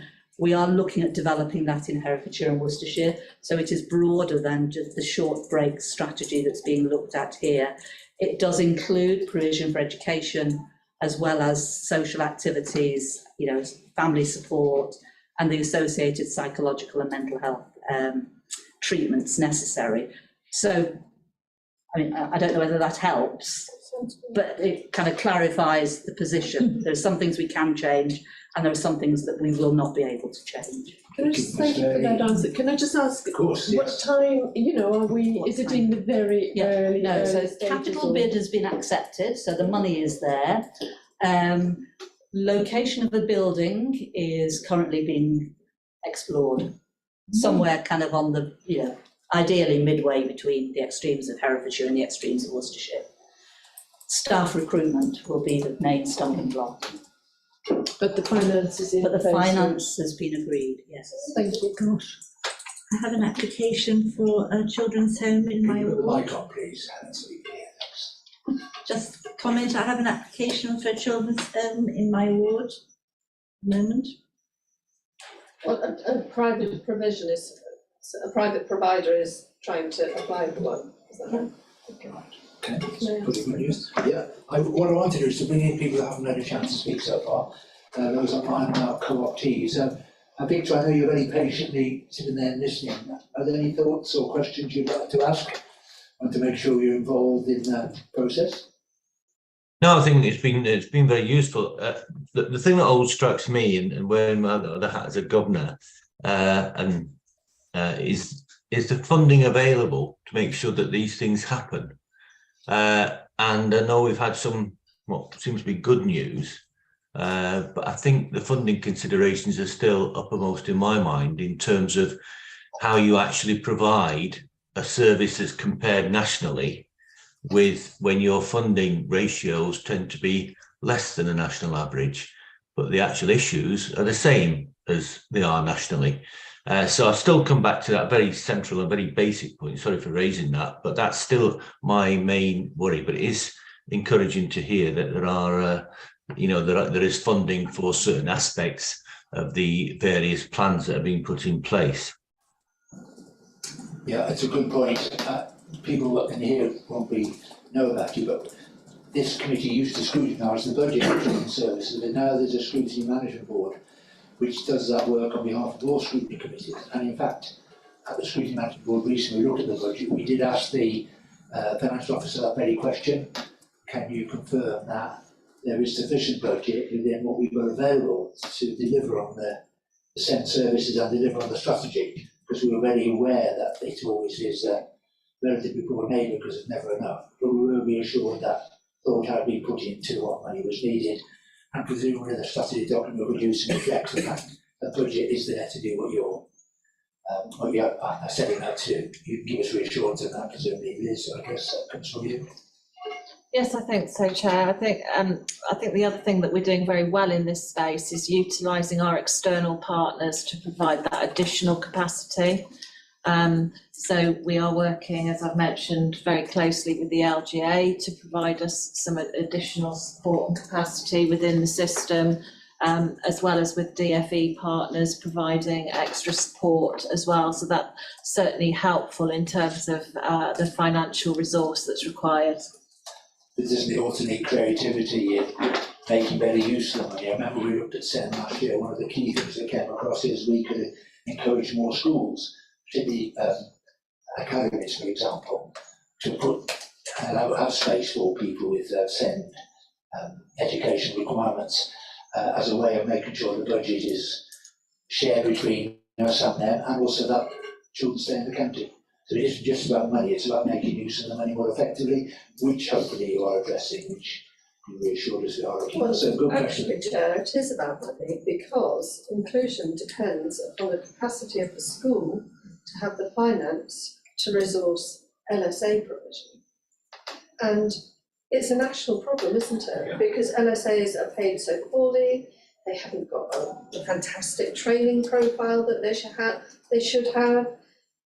My daughter's done this with a severely disabled child before she became an art therapist. Sorry, my daughter. But, I know that is really skilled and really dedicated work.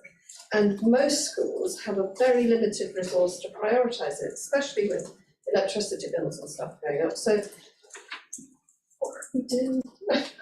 Well, that's the point. It's about making use of it. It is a real challenge, and I mean, you've absolutely, hit the nail on the head there with one of the challenges that our schools face. The biggest problem in that space is actually recruitment to those posts. Our schools tell us regularly that they struggle to recruit to teaching assistant posts and so on. I don't have a magic wand in terms of solution. I recognise that is one of the pinch points in the system. We do all we can as a local authority to support our schools, to provide helpful training and support, including the use of some of our top-up funding from time to time to support some of those children in those settings. But I'm not going to hide away from the fact that is one of the issues in the system at this current point in time. Thank you. Chair, I'd also like to mention, sorry, I didn't put my little yellow hand up, sorry. Chair, I'd also like to mention that it's not just the funding that comes in, it's the longevity of the funding really for schools, for planning, and I'm sure for other areas as well. Because in terms of recruitment, the question I would pose is how on earth are schools supposed to sort of take someone on a long-term basis if funding is inevitably comes to schools on a short-term basis, whether that's local funding, additional local funding, or just general funding into the school sector. So that there are issues, and if we are, when we're scrutinising, we can't duck those national issues if we want to improve the local service. And I think that is an underlying factor in many authorities that are having similar difficulties to Herefordshire. Yeah, you're a very steady person. Thoughts, do you want to add anything to that about funding, or particularly long-term funding? Yeah, so I think Herefordshire has got a good track record of managing its high needs budget. So this is a grant that comes from the DfE and is mostly what pays for SEND in the county. We are, for the first time, marginally over budget into a small deficit, but many other counties, many other areas have gone into deficit long ago and are carrying multi-million-pound deficits. So, as well as we can do, it has been managed well through the school finance manager, through the budget working group, schools forum, and so on.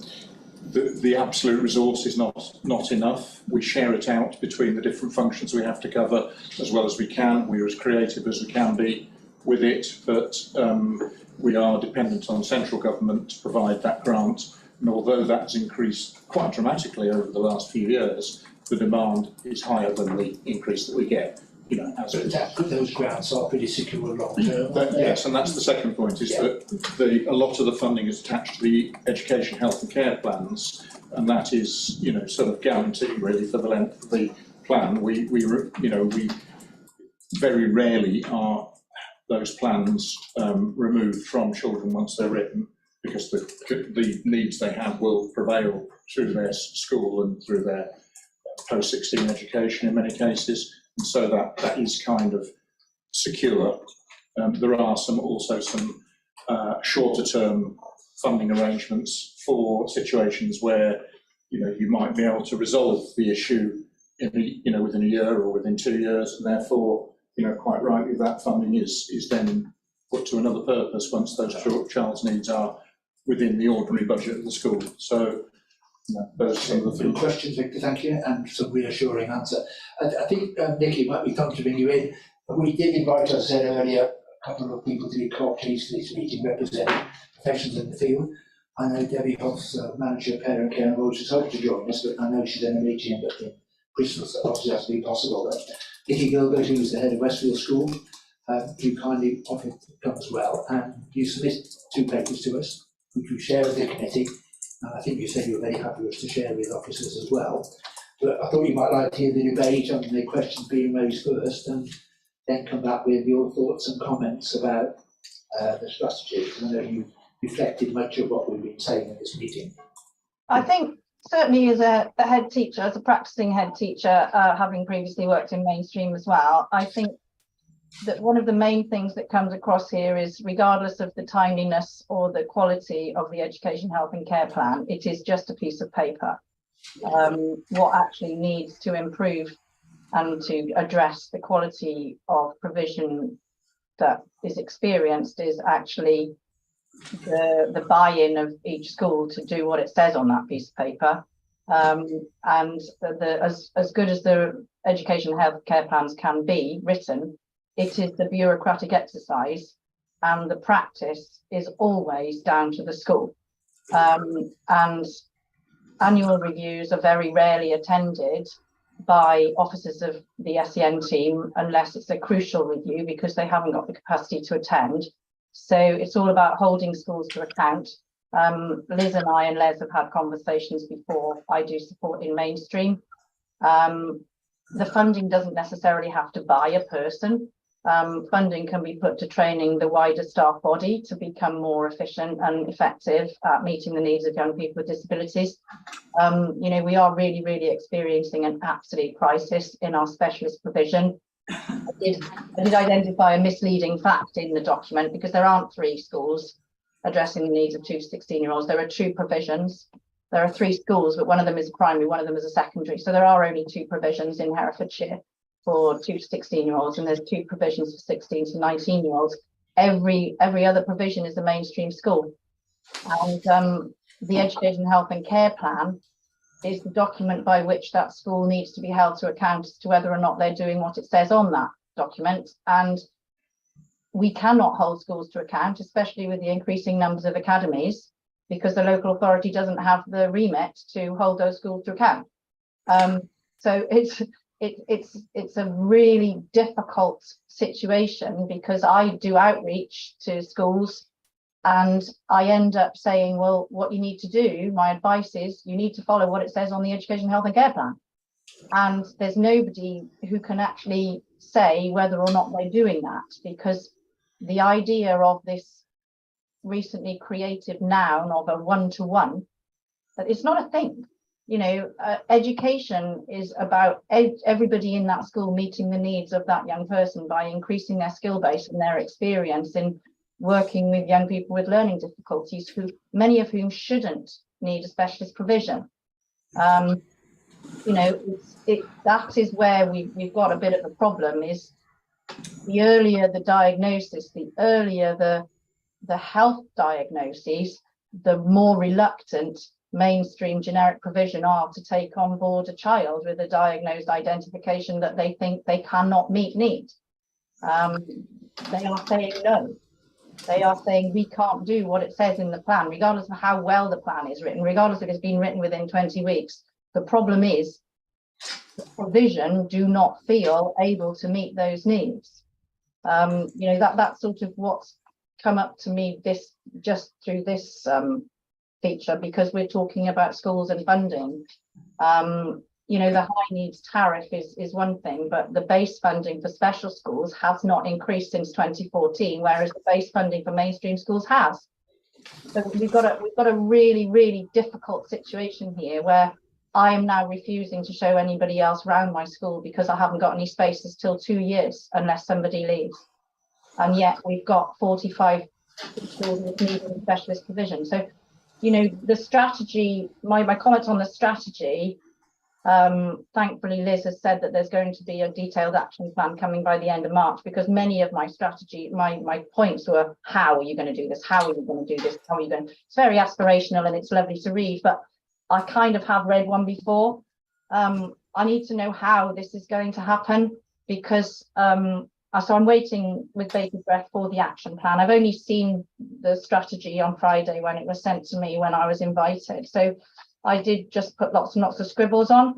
But what I do know is, you know, the last quite a few is, you know, if the annual review is the only way in which we're going to scrutinise the quality of what is being delivered based on the piece of paper that has been produced, then the officers of the SEND team need to be present at every single one of those reviews to feed back, because otherwise who's going to know whether or not it's good provision?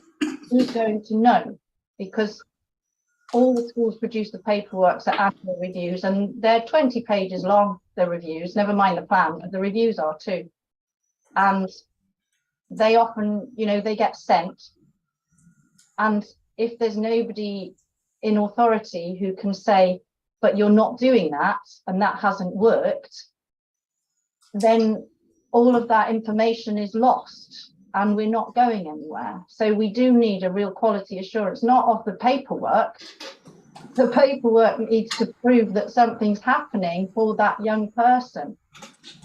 That those are, you know, as an educator, the plan is the responsibility of the school and ultimately the head teacher to make sure that that plan is being implemented for the benefit of the educational needs of those young people. And if they're not reviewed in an appropriate way or an effective way, and if they're not overseen by somebody who can hold schools to account, then it's not going to get any better, whether that school is a specialist provision or a mainstream provision or out of county or in county. You know, the timeline of the documentation is not what changes the experience of the child. The experience of the child is in school, and the piece of paper is the statutory document that says what is supposed to happen. But if people aren't able to review that and say, but that hasn't happened, and all they're doing is just having a meeting every year because that's what the law says, then I'm not sure how any of this is going to change, regardless of the aspirations. So I'm really interested in how the action plan is going to address that. Thank you very much. And you agreed your 2 submissions, your email and your report could be shared with the committee, presumably after us, to send it to the officers as well. Given that it's a draft report, I'm sure you find it quite useful, some of the points that Nicky's making. You're happy with that, Nicky? Yeah, I mean, obviously I scribbled, it was last night I was doing it, and so I was scribbling, and then I sent my email, but it does contradict itself at times, because it says that we've got EHCPs that are coming out in time, and then it says you want us to do this better, we will say that EHCPs are coming out in time in transition years, and we know that they're not. So there's a few things that I know as a practitioner that are not actually happening, but there's a lot of how, which is where the action plan is the next, you know, anticipated document, and hopefully it'll become a little clearer then. Great. Well, this is the only opportunity to present it. I know Lizzie wanted to make some comments back onto what Nicky's been saying. But very helpful comments, so thank you, Nicky. I know we've been working very closely over the last few months, and I appreciate that honest and helpful feedback. And I'm happy to share the action plan with Nicky, which will provide some further information, which she's requested there, about how we're going to approach some of this. If I could just make 1 or 2 points in response. I just wrote down a few themes really. So in terms of the delivery of the EHC plan, the sole responsibility of that doesn't rest simply with schools. It rests with all partner agencies to provide that helpful support around children. I absolutely take the point about it's not just about the piece of paper, Nicky, and about the timeliness and those sorts of measures. It's also about the impact of those processes. We are developing, as I mentioned earlier, some qualitative feedback to take from families and children about their experiences when they're part of a plan and so on. Our special schools and schools in Herefordshire are particularly strong, and we're in a fortunate position to have such expertise. We have developed a social inclusion group made up of head teachers, including representatives from special schools, and we really want to make maximum use of that expertise in improving our provision. So we are looking at how we can really capture and best utilise the outreach support that Nicky has talked about there. So we have a piece of work going on at this moment in time with our head teachers, looking at the potential for supporting one another across the system and really making best use of where there is expertise. It's worth noting that we have a high proportion of good or better than good schools in Herefordshire. So the vast majority of our pupils attend a good or better school. And I'm using there the Ofsted framework and judgments around schools, of which provision for SEND pupils in schools is a huge part of the judgment when inspectors are making that determination about how good a school actually is. So that would indicate that, you know, a high proportion of our young people with EHCs or with SEND support are in a good provision that is meeting their needs well. We're also, undertaking a rigorous sort of quality assurance process around the quality of advice and so on that's received in EHC plans in terms of making sure that that is robust. I absolutely take the point, Nicky, about annual reviews. There is definitely room for improvement. I haven't talked about that this afternoon, but that is one of our data indicators on the dashboard, colleagues, that I talked about, and I think we do have some room there to really make a difference. And finally, just on that point of phase transfers that Nicky talked about, absolutely true. We didn't do very well at annual reviews for phase transfer children last academic year. The latest figures for our year 6 cohort moving it on to secondary school My latest figure is that 93% of those annual reviews of EHC plans have been completed, so in advance of admissions deadlines, which is a significant improvement on last academic year. Thank you very much, Liz. And you've got some good feedback there as well, Nikki, and it's been a big contribution to the discussion. So thanks for coming on short notice to join us. A couple more quick questions, maybe. I know Councillor Summers, you wanted to make a comment. Yeah, thank you, Chair. Just want to support Nikki 100%. I was part of a task and finish group back in 2018 on SEND, and I have to agree with her 100%. And we're now in 2023, and I think we still have some ways to go. So I 100% support her. We do have a trouble with some of the schools, especially the ones that are in it for profit.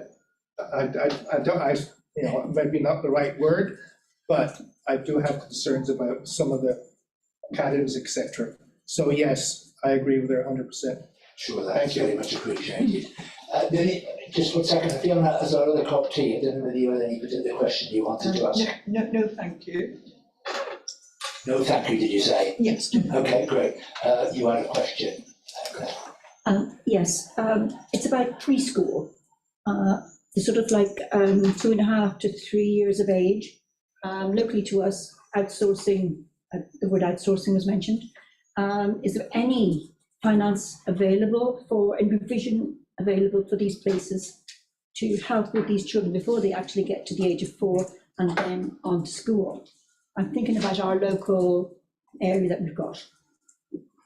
Yeah, the earlier settings are able to attract inclusion funding to support individual children in the same way that school-age children can. So, and that's, you know, again, the numbers of children who are being referred for that funding is increased quite dramatically over the last 2 years. So, you know, that again, that stretches the budget, but nevertheless, that funding is being provided. So. And just adding on to that, do they know that there's extra money available now? Yeah, I mean, that funding, the funding has been there for some time, but as I say, the numbers of settings and, you know, the number of children they're applying for has increased dramatically. They do know, yes, that's been shared widely, and our staff visit earlier settings regularly, and that information will be passed on to them, you know, and reinforced in managers' briefings and that kind of. Yes, because we can't manage without hours in Bromyard. Just mention the word Bromyard. I'd like to ask a question on behalf of Debbie and Peregrine Boyd. She did submit several points, and I think it'd be good if we raised a couple of those. The first one that Chair, and I agree, read through it. She said, what you've told us in the section on that, all the comments are positive, which is great. But she says it isn't really a true reflection of parents and young persons and benefit really feel. If this were true, then the Ofsted report would have at least been good. So the things that could have been mentioned as challenges, okay, they're not negative, but they're challenges which they're suggesting, and I would tend to agree, should be included in the report to show that these are challenges. So Hereford is aware that we don't have a provision for SEND children in this county. There are no after-school clubs or weekend club bars. There is no true peer interaction at a school. No respite provision, and certainly no overnight respite in the county. Therefore, the use of surrounding counties is required. And most children in the SEND sector don't have the same opportunities that their siblings have. All of those came out from the peer review. So all that is having a detrimental effect on children would be their view, and of course we all agree in that. So for young people who are SEND, there's often no real social element outside their parents trying to incorporate them into society. So her view was that these downstairs should be reflected in the document to show that we're aware of them, and also making inclusive parents and children who know that we're aware and doing something about us. So their recommendation is that they should be included in, this is what you've told us, because that seems to be significantly missing. Would you like to comment on that? Thank you for that. Yes, I mean, we have used quotes from some of the events that we have run, and I think there is a balance there actually. I don't think they're entirely positive. and we certainly plan to develop that capture of pupils and children's voices in this work as we move forward with the development of our engagement and participation work, which focuses very much on pupil groups and so on. We've also taken this strategy to some pupil groups for comments. I'm yet to have the feedback on that, but happy to make some adaptations around that. My response to that is I think there is a balance in the comments that I've included in the strategy. Okay, but you might look at it anyway. I'll look at it anyway. Okay. Thank you, Chair. I think we've had a really good debate. Can I ask, I think it's too early at this stage for us to make specific recommendations because it's still a draft report. Yes. When is it proposed to go to Cabinet? Is there a date for that? Then you're aiming to get it to Cabinet?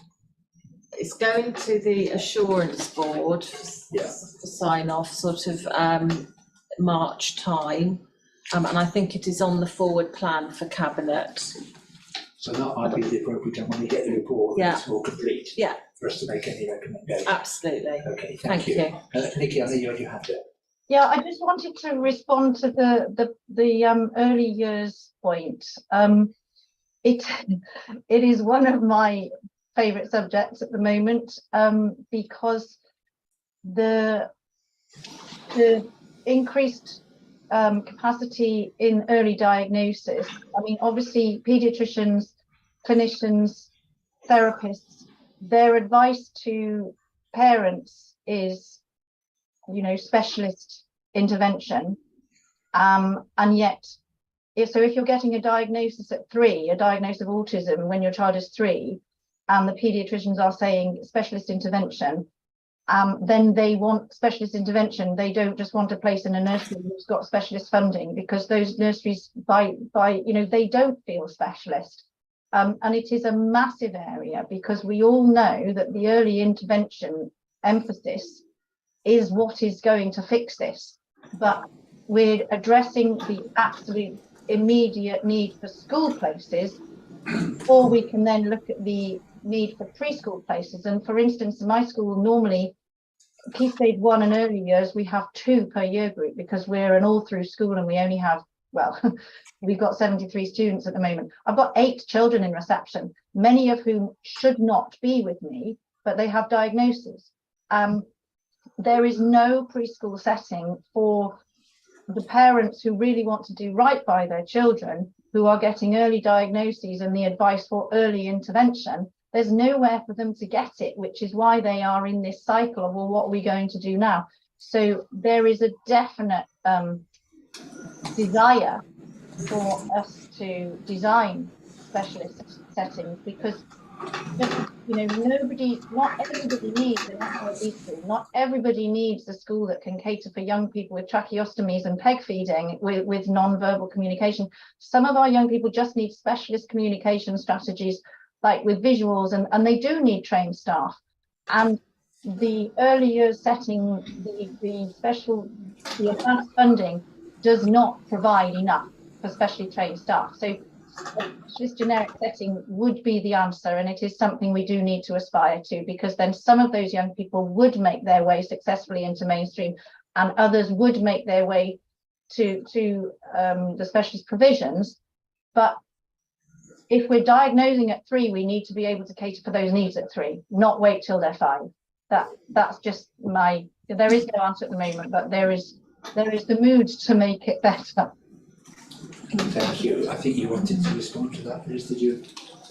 No, I absolutely agree with everything that Nikki said. That stress in the system is clear to see. We as part of our action planning, and Nikki is sort of involved in some stages of this, we are looking at that demand, and we are looking at primary need, and we are looking at sort of placement information, so that we can supplement our capital send strategy with some really detailed work that underpins that, moving forward to some of those longer term aims around expanding provision where it's needed. I absolutely concur, Nikki. Great, thank you. Before we round up, I don't know, Martin, Rachel, you were kind enough in the meeting last week to suggest some thoughts about how we scrutinise. I know you mainly here for the improvement plan. Is there anything you wanted to add in terms of? I think it's been extremely well scrutinised, is what I would say. Good. Well, I feel that's the same way. We put a lot of time into this as the major cause of this meeting, so we've given it hopefully a brief. Good of you to say so. Thank you. I think you've asked some really searching questions and had some really good answers, which is good to hear. Thank you. And it's in progress and it's really reassuring. I think Nikki might have gone. But thanks very much for joining us, because that was really invaluable. So I don't think members of the committee we've got any specific recommendations to make at this point. What I'd like to suggest that we say, we note and thank officers for the report, and just add that we will share the list of questions. There are a few we didn't ask with you, so that you have a chance to look at them. We will share with you the feedback from Parent Care Voice, which included a list of views from parent reps of Parent Care Voice on the strategy. So I think you might find that quite useful. There's 2 documents. Share Nikki's 2 documents with you as well, including the scribbles. And you are going to look up the data and provide us on the CHP reports. You're going to give us that data. And we've noted that we can expect a report back at the end of the March for the committee, even if not in meeting, and we can look at and come back with any further feedback. Would anybody want to add anything, or do you agree those are the points you want to add in the report? I would like to make a recommendation, and I don't know, perhaps Democratic Services will advise me whether this is okay, but I'd like to make a recommendation that this committee thinks that we should, as a local council, from our directorate, be lobbying central government for provision of need. And I'd really like a plea to go out from the leader of the council that happens, because, you know, we've got the health service stepping up and identifying need much more quickly as far as they can. And then we've got, you know, the schools saying, well, we can't do it because we're not supporting our LSAs with funding and, you know, training, and it's not on. Sounds like you think that's a good idea. Yeah. It doesn't really More harm to lobbying lobby. helps, thank you. And just in response to your kind offer to share the questions and comments, I would find that particularly useful. In terms of developing our strategy, it really is a partnership strategy. It's already considered views from a multitude of different partners. And I welcome all of those comments and thoughts, because it's really important that this shapes into something that all of those partners really recognise and own. So it would be most helpful to me. Thank you. Well, I think, as I said, I think we agree it's been very productive and a joint effort to make sure we effectively scrutinise. It's been enjoyable and very satisfying, I'd like to think. So you've made a proposal that we do recommend to, is it cabinet or council that you're saying? Well, that's, Recommend to council. yeah, relevant to. Can that be lobby? Sorry, John. Perhaps it's, How would you do it? I'd probably say it's an action that the committee can take, because a recommendation will require a formal response, which might hold things up. Yeah. An action that we take to write to council to ask them to lobby into a council motion. That'd be the way to do it. Potentially, yes. Would somebody like to second that proposal that we do that? Councillor Megan, all agreed? I think that's unanimous, thank you. So, do you want to read all those points out again? Are you happy with those additions?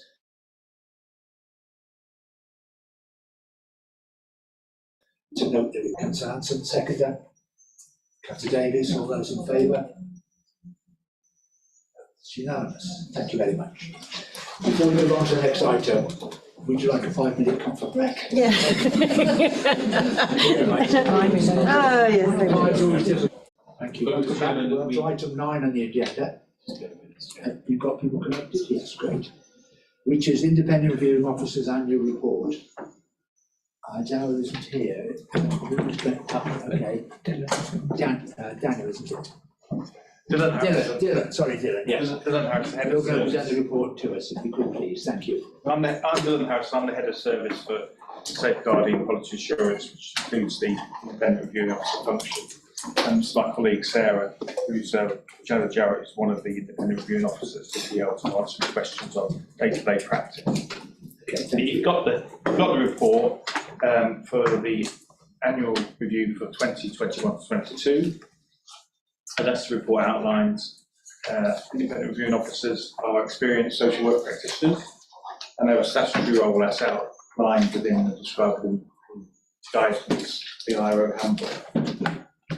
So specifically, the role of the IRO is to chair reviews to looked after children, looked after by Herefordshire, and to formally endorse looked after child's care plan within the wider aim of promoting permanence for looked after children. Additionally, IROs monitor, scrutinise and challenge the local authority with regard to the way in which the care plans for the looked after children at the time of writing, 346 children, now 406 children looked after by Herefordshire. And they challenge, as the report describes, both formally and informally. A lot of challenges are obviously informal to directors, social workers and team managers, but where there are disputes, they can be escalated, as the report describes, formally, and there's a process within the department for doing that. The other thing that IROs can do if they can't gain satisfaction within the department processes, they can involve CAFCAS, the Child and Family Court Service, or seek independent legal advice if there are serious concerns about a child's care plan which can't be resolved. So IROs particularly have a vital role in promoting the voice of the child and engage children in the chairing and preparing for their own reviews and their input into the care plan. They're often the professional that's known the child the longest and for the most been the most consistent professional in the child's life, especially in the current national context of social work workforce. The reviews, the minutes of the reviews are written as letters to the child and very much, as I say, to promote the child's voice. Following the pandemic, we've been moving back to a much greater increase in face-to-face meetings with the child and social worker and the IRO present, and that's an increasing trend. Thank you. Thank you very much. I think that was notably brief. Thank you very much. We have scrutinised this report, not some last year, the previous report. Yeah, it's an annual requirement. Yeah, and that's what's kept it brief. And also, we noted just a chance for us to note the report. And thank you, because it is meant to be submitted to us. There may be one or two questions to ask. Has any member got questions they'd like to ask? So obviously in the improvement document that we've got, it was highlighted, and it's actually upset me because we had such a wonderful time talking to IROs when this first happened about the work that you do, and how, you know, in a sense, you're doing what we do here. You're scrutinising from the inside and getting the voice of the child, and to see that, you know, that journey from your voice to actually what happens is ending up in this rag-rated thing of dispute resolution protocols, not being, well, I presume it's because, you know, either it's not being listened to what you're saying, or people can't get there, or I just don't understand it. I can't understand why somebody so close to a child's journey is not really being listened. I'm sorry, I am upset about it when I looked at it. Okay, It this really is upset me. I mean, obviously, 406 looked after children is a huge number. Yeah. And they come with a wide variety of seeking difficulties, a lot of needs, as we've heard, you know, a lot of mental health issues, emotional needs. I think the disputes or increased disputes is actually a healthy sign, because I think one of the issues about the IRO service, and this has been a common criticism of IRO services, is how effective are they actually in holding local authorities to account? So actually, having more disputes, and I speak as a very, very experienced IRO and previous IRO manager, is actually a very good sign. Some of these issues are very, very complex, as I'm sure you can appreciate. And it can be a lot to do with resources, services, issues around family time, contact with families, future directions, education, huge variety of issues, because ultimately the looked after children are the most vulnerable children we're in contact with, the ones who need us the most. So having disputes is a really good thing. They can't always be resolved easily, but obviously we work together to do that.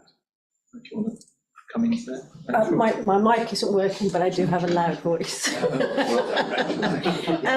Yeah, so one of the challenges when Ofsted left and when I arrived at the same time was that there were insufficient dispute resolution. The IROs are the eyes and ears of the service. Of the ones that escalate up to me, all have been appropriate. The majority have been regarding the planning for children. With the large number of children that we've got within the service, the people who are supposed to take a step back, give an overview like yourselves, scrutinise, poke, prod for all of those reasons are the IROs, and there's been a lot of work helping and supporting them to say, this is what you should be doing. I think it was a little bit too friendly. You should be a critical friend as an IRO. That work is continuing. I would still expect to see another 10% on top of what's actually happening. So it's a very healthy sign to see that number. So I'm sorry that it's upset you as such, but it's actually a way forward. Why isn't it then produced as green or amber or something? Why is it as red? It's an excellent point. Are you talking about in the improvement plan? Yeah, in the improvement plan. Sure. Because can I just finish? Because one of the explanations in there is about convening dispute resolution meetings. Is that right? Is that what it says? It says something about convening. So that red specifically relates to the signing off and the completion of the new process and pathway, which has been delayed due to the change of Dylan coming into service as a permanent head of the IRO service.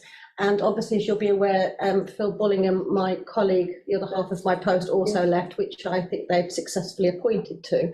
So that's the delay in actually the process.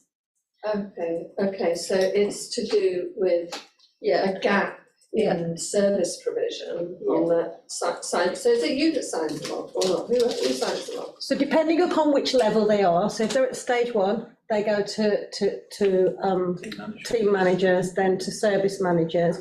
And then if there's no resolution with the timescales, then they come up to me, which is quite right.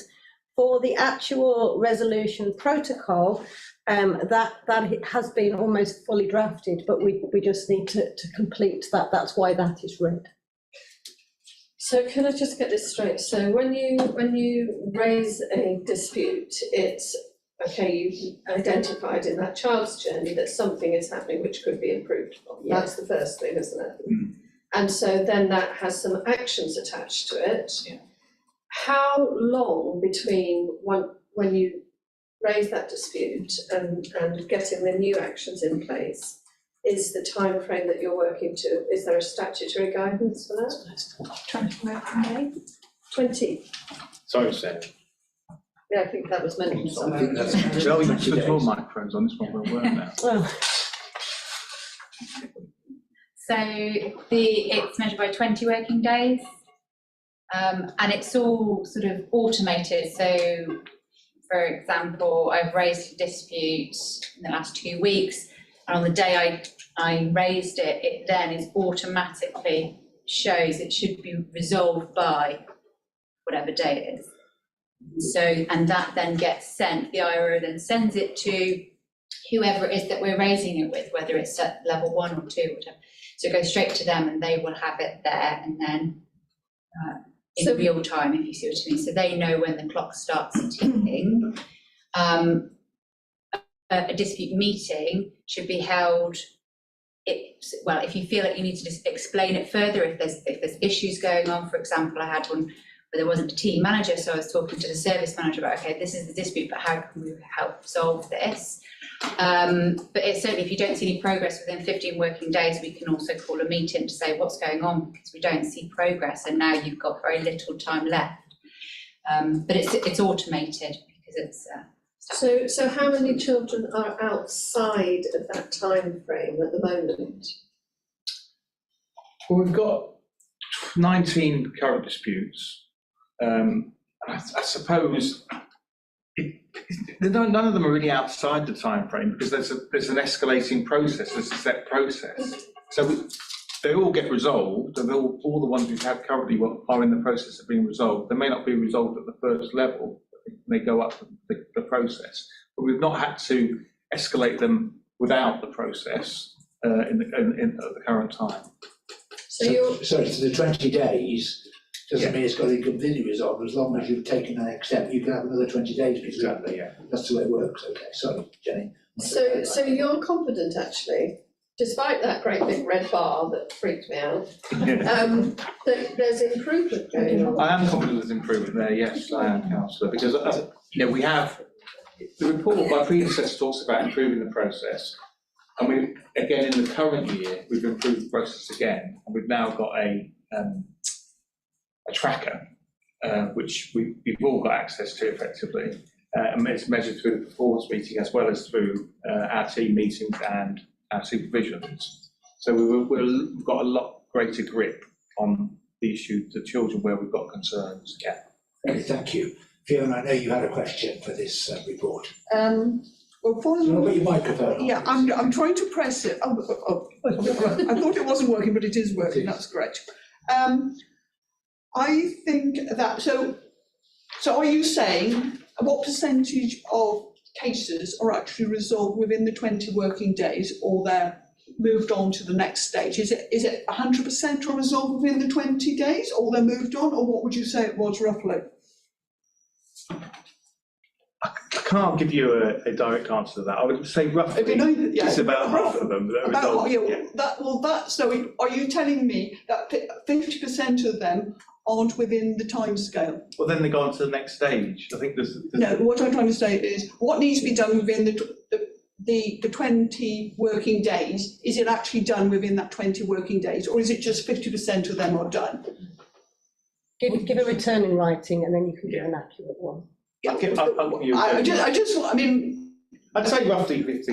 Yeah, so are you saying that 50% of them aren't resolved within the 20 working days? Roughly. Yeah, well, that's not particularly good, is it, to be quite honest? And just to clarify one point, are you actually the manager of the IROs, or are you the manager of the manager of the IROs?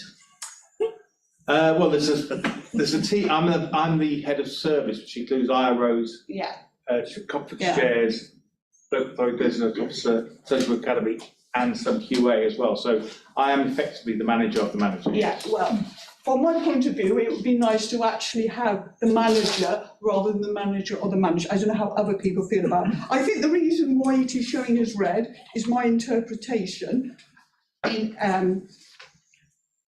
is because of the, and I'm going to ask a question about that, because I don't think that there is something called the dispute resolution protocol, and I don't think that's actually been sorted out. So my question is, when will the independent reviewing officer dispute resolution protocol actually be finalised and implemented? It is being implemented, yeah. It is implemented. So it's a new and is it working, the new dispute resolution? Is it better than it was before? Yeah, we feel it is, yeah. Good. Did you want to add something to that, Rachel? It looked like you were going. No, fine. Okay, I think you've got a good answer there. So it's working, but it's not working within. It's only working. It's only. It's not. They're not being concluded within this statutory period. How many looked after children are there currently at the moment? 406. 406. So that's actually gone up quite a lot since October, because it was 392. Yeah. Anyway. Well, I think it's been about 400 for the last 12 months, to be fair, but Yeah. And how, It's flat, it's fairly flat. yeah, well, I would say that's probably quite a fairly large increase, and over time it has increased. Over time it has increased. Yeah, and you probably know that the rate of looked after children in Herefordshire is roughly about twice the rate of its statistical neighbours, and I'll probably get on to that in a different area. But what's the actual full-time equivalent of our IROs, excluding managers, of course? It's six FTE basically. Yeah, and so could someone do the maths? Anyway, well, perhaps you can do the maths. What's the caseload is what I'm trying to get at. If we were fully staffed, caseload will be about 53. And so what do you mean by if you were by fully staffed? What do you mean that? We've had some gaps in staffing, but Yes. we are. So what is it at the moment then, Dylan? At the moment it's 71. 71, so that is higher than it should be, because I understand it should be 70. 70 is the maximum caseload you aspire. Yeah, so you've gone over that. So why aren't these positions being filled? We're on the process of filling them. Right, so you're recruiting, are you? Yeah. And what percentage are all the IROs, are they all permanent, or are they some of them temporary or non-permanent, let's put it that way? In my service, we're quite fortunate that the majority of our staff are permanently employed, including myself and Sarah. Right. What percentage is that then? Well, around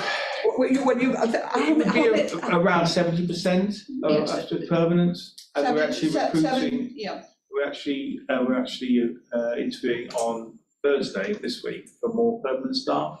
So we are, and that's increased since the new year. We've actually made a permanent appointment. So my services will be pretty much fully permanently staffed by the summer. So how many are you hoping to recruit? How many? Hopefully two. Two. So and so that will bring the caseload down. Right. To below 70. It will be below 70. Thank you, Fiona. I think you've got a lot of answers there. Thank you. Anybody else want to ask a question? Yes. Where you saying you missed the first 21-day marker, then there can be an extension of the second marker. Yeah. How do you track the extensions? So we've got a tracker.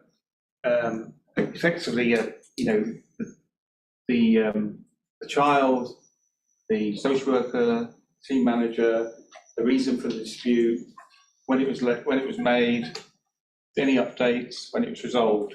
Effectively, it's quite a simple tracker, but it's got a lot of detail within it, and so we update that on a weekly basis. So the first child misses first target at 20 days, and you say, okay, we're going to extend this on to the second day. How many of those are you going to track, and how many times can that one child be extended past that marker period? It's a good question, and ultimately there's the step process, as Rachel was explaining, and it ultimately, it starts with the team manager, then goes to the service manager, head of the service, then to Rachel, then ultimately to Daryl. Yeah. So ultimately it can take quite a long time, but what you'll probably find is that as it goes through, parts of it will be resolved, or there'll be some resolution. It just depends on whether the IRO that involved feels that there's further work that the local authority needs to do. Okay. So but mostly they're resolved fairly quickly, but there will be some. I think that's my concern now, I think, to be honest. So when you meet your first, when you get a concession to extend it, the next bit is obviously there will always be some, there will always be a concession. Yeah. I get that. And sometimes you have to cut it and say, right, we're going to start this one. Let's start number one again.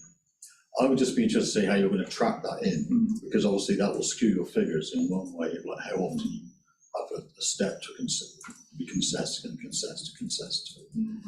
I think that's something you may need to look at. Sure. In the fact that if you have 400 children to look at, I'll give you a rough idea, you've probably got 10% of those are probably going to be in that ballpark where they'll always have a concession, and they'll roll these 20 days. And that's going to be a true marker of where you are, because that's 40 children. Yeah. Which is significant, but it's probably half, or just over half a person's caseload, you could say, if you go down to 70, or if your targets go lower. So that's quite a lot of work to index. So within that, I think there's a period of focusing, of knowing how you're going to attack that criteria. So you can resolve those, but I think that's going to be a high number for you going on. So whilst it may not fit into this action plan of what you're trying to resolve, I think you're going to come up against it next year. I'm going to say you're going to be successful and you'll trim this down and you'll get it down to maybe 200 children sort of thing. That's still 20 children, where you'll still have 100% focus of people being bounced on 21 days, 21 days, 21 days. Yeah. And then how you support the staff that are dealing with that sort of, you could view it as success or you could view it as failure. And how you manage that to go in there. So I would like to see how you're going to bring that forward into the next sort of batch of how you manage it. But that's not to knock in the work you've done, because actually I like what you've put together, so well done.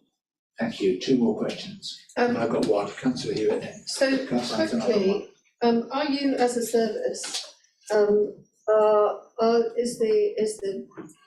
is the service overall collecting common themes from your disputes, and is one of them life story work?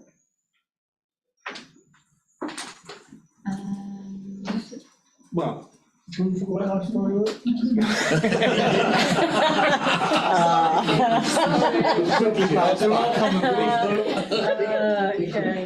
There are common themes. I mean, the themes, which the 2 main themes are where there's delay, drift and delay in resolving issues, which are raised through the review process, and the other one, and that could be around permanency. Whether we've got, for example, children who are living at home with their parents on care orders where we don't need an order anymore, but they're languishing, for example. And the other issue, which is more common, is where there's a disagreement about the care plan for the child. So one we had recently was, it was proposed that the child would live with its grandparents, but there were a lot of concerns about the grandparents' capability. I mean, ideally, you would want a child to live with its close relatives, but there were a lot of concerns about the grandparents' health and their capability. It was quite a young child, and in the end, that was resolved, and that child's now been placed for adoption. So that's that kind of issue. Okay, thank you. Councillor Hanson. Yes, I sort of clicked into that. I was just going to ask if we could have an example of a dispute. Yeah. That sort of. We've got that already. We've got that, yeah. Okay. I had a couple of quick questions. One was the children benefiting from independent visitors. Yeah.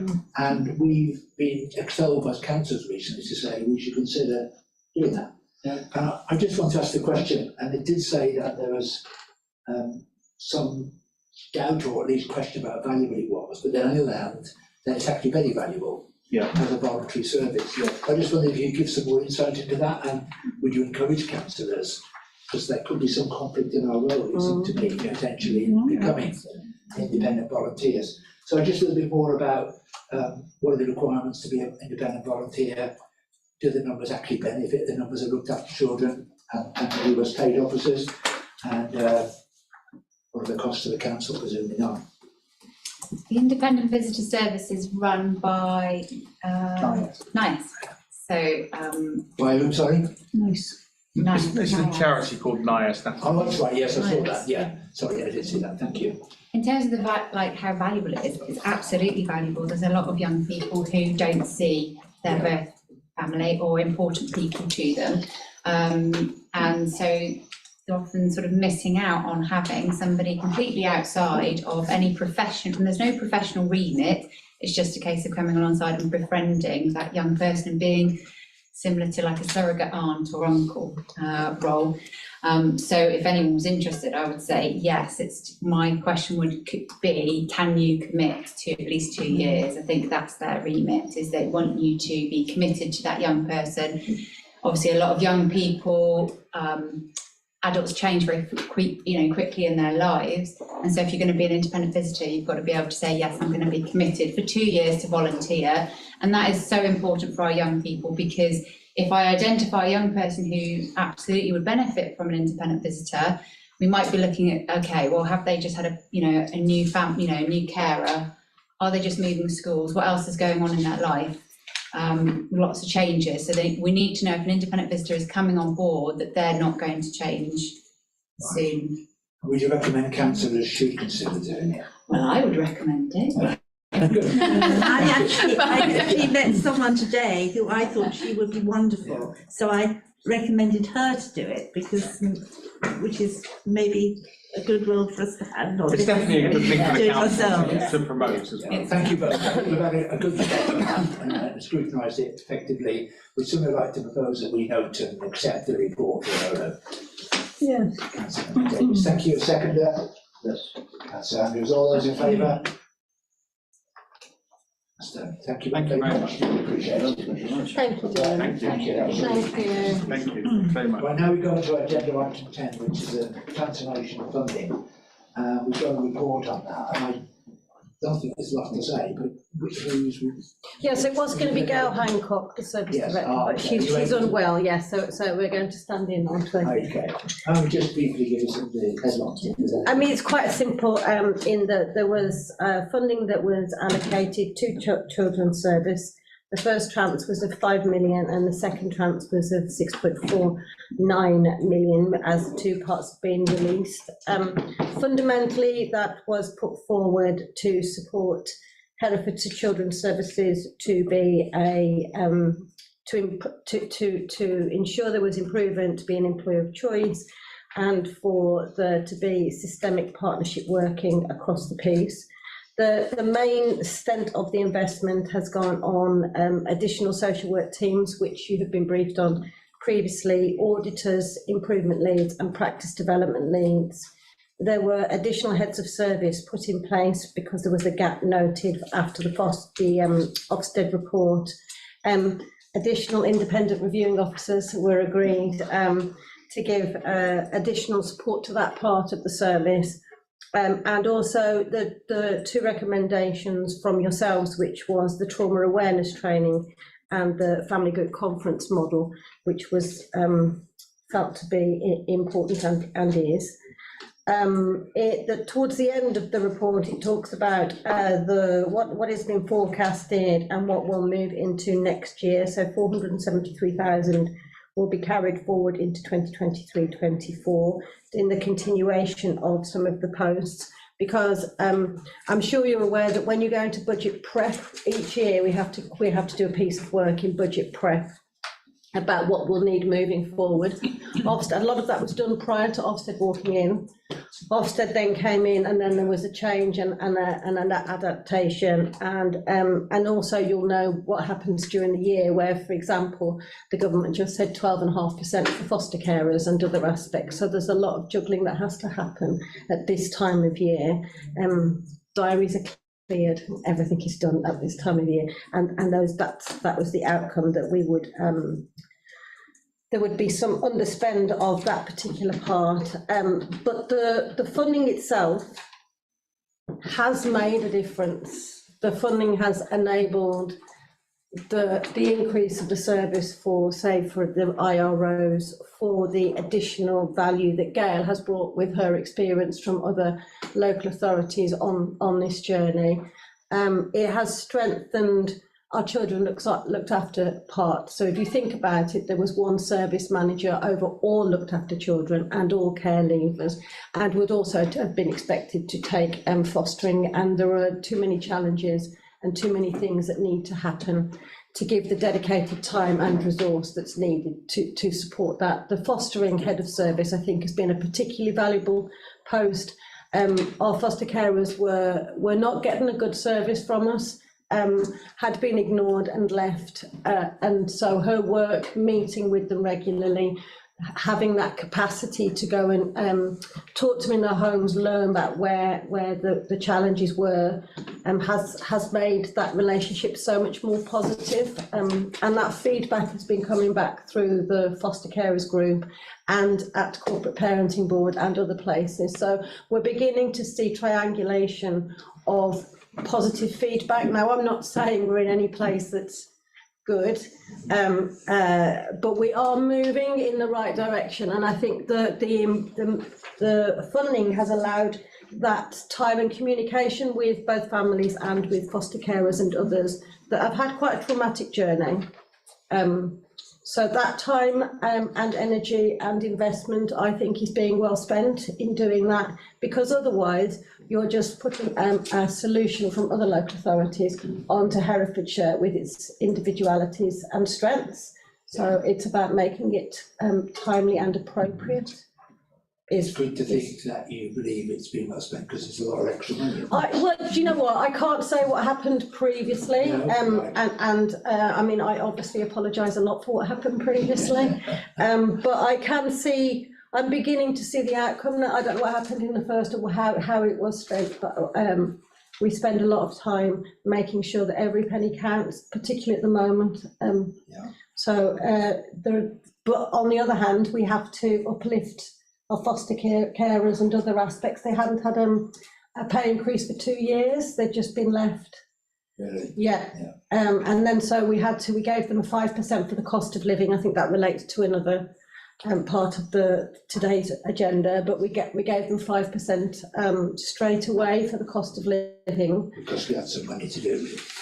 Right. And then that obviously builds goodwill, but fundamentally at the bottom of this are children being cared for in homes that are struggling the same as everybody else, and not to have an uplift for 2 years seemed incredulous to me. And then that's also helped us with the government expectations of where we go next, because we've bought some goodwill, I hope. It's not even goodwill, it's what we should have been doing 2 years ago. I don't know many of us that would have sat in the same place for 2 years with no increase at all.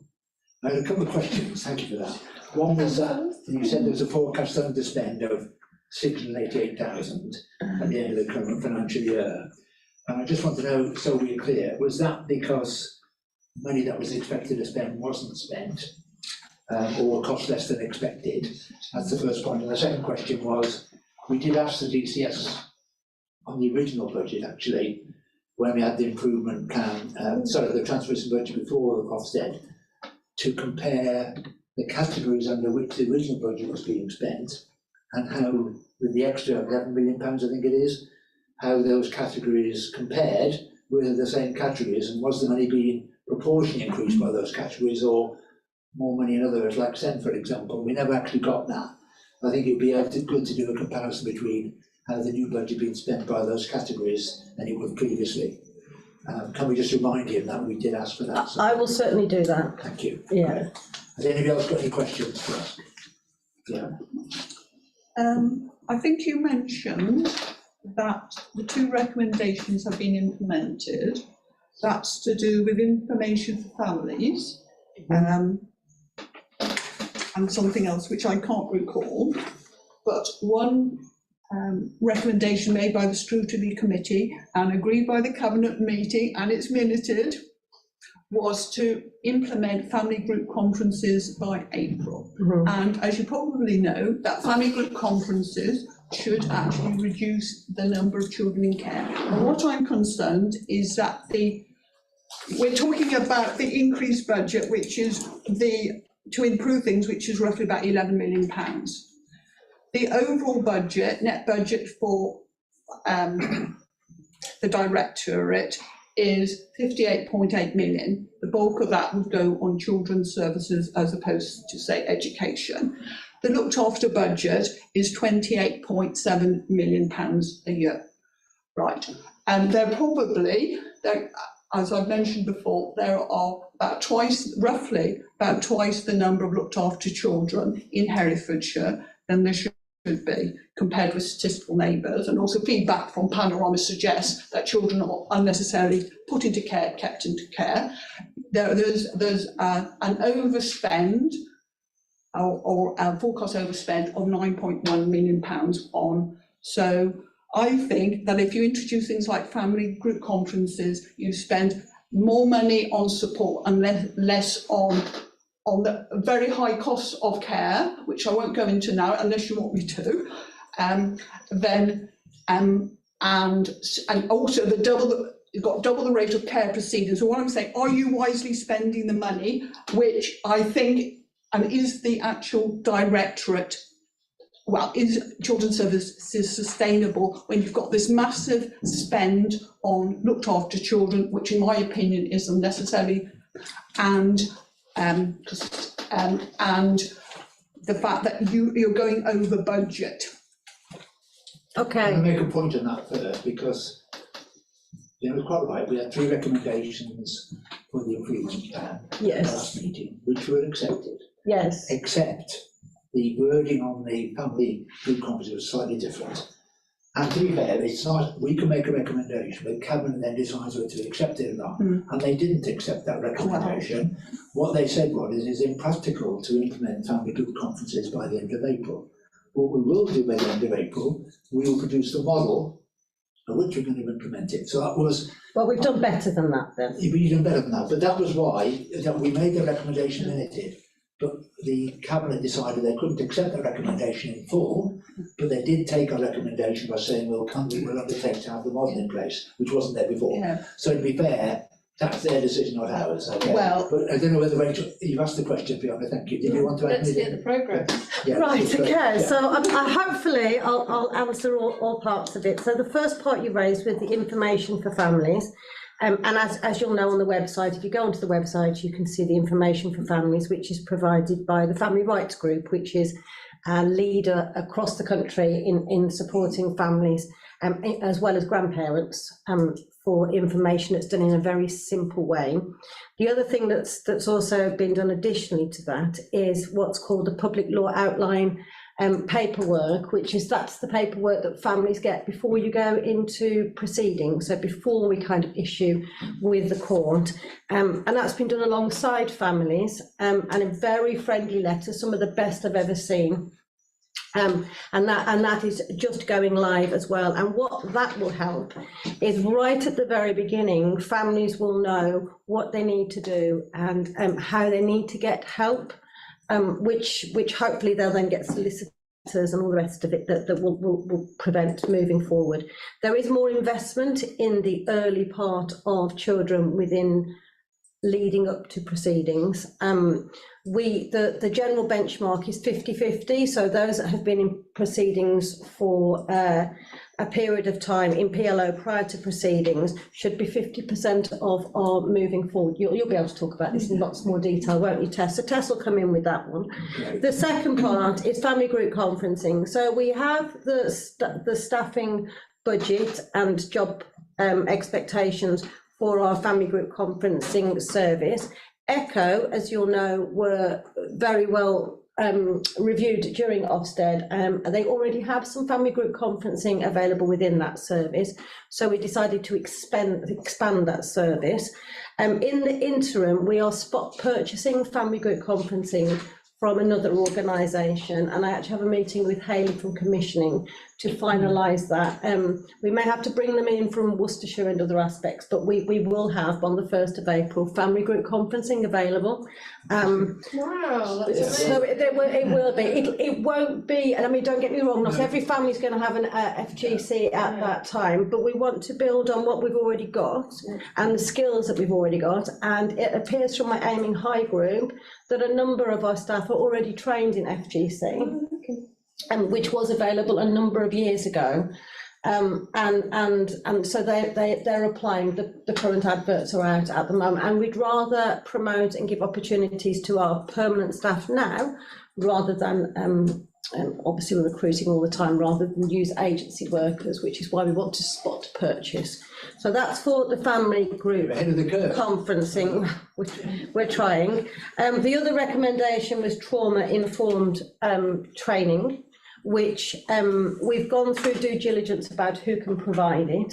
I don't have who was actually chosen. Gail, who would have sat here very admirably, would have been able to give you that detail, but I don't have that detail as to who was chosen. But it is currently written into the training programme for all workers, and that includes PAs, family group, family support workers, social workers and others.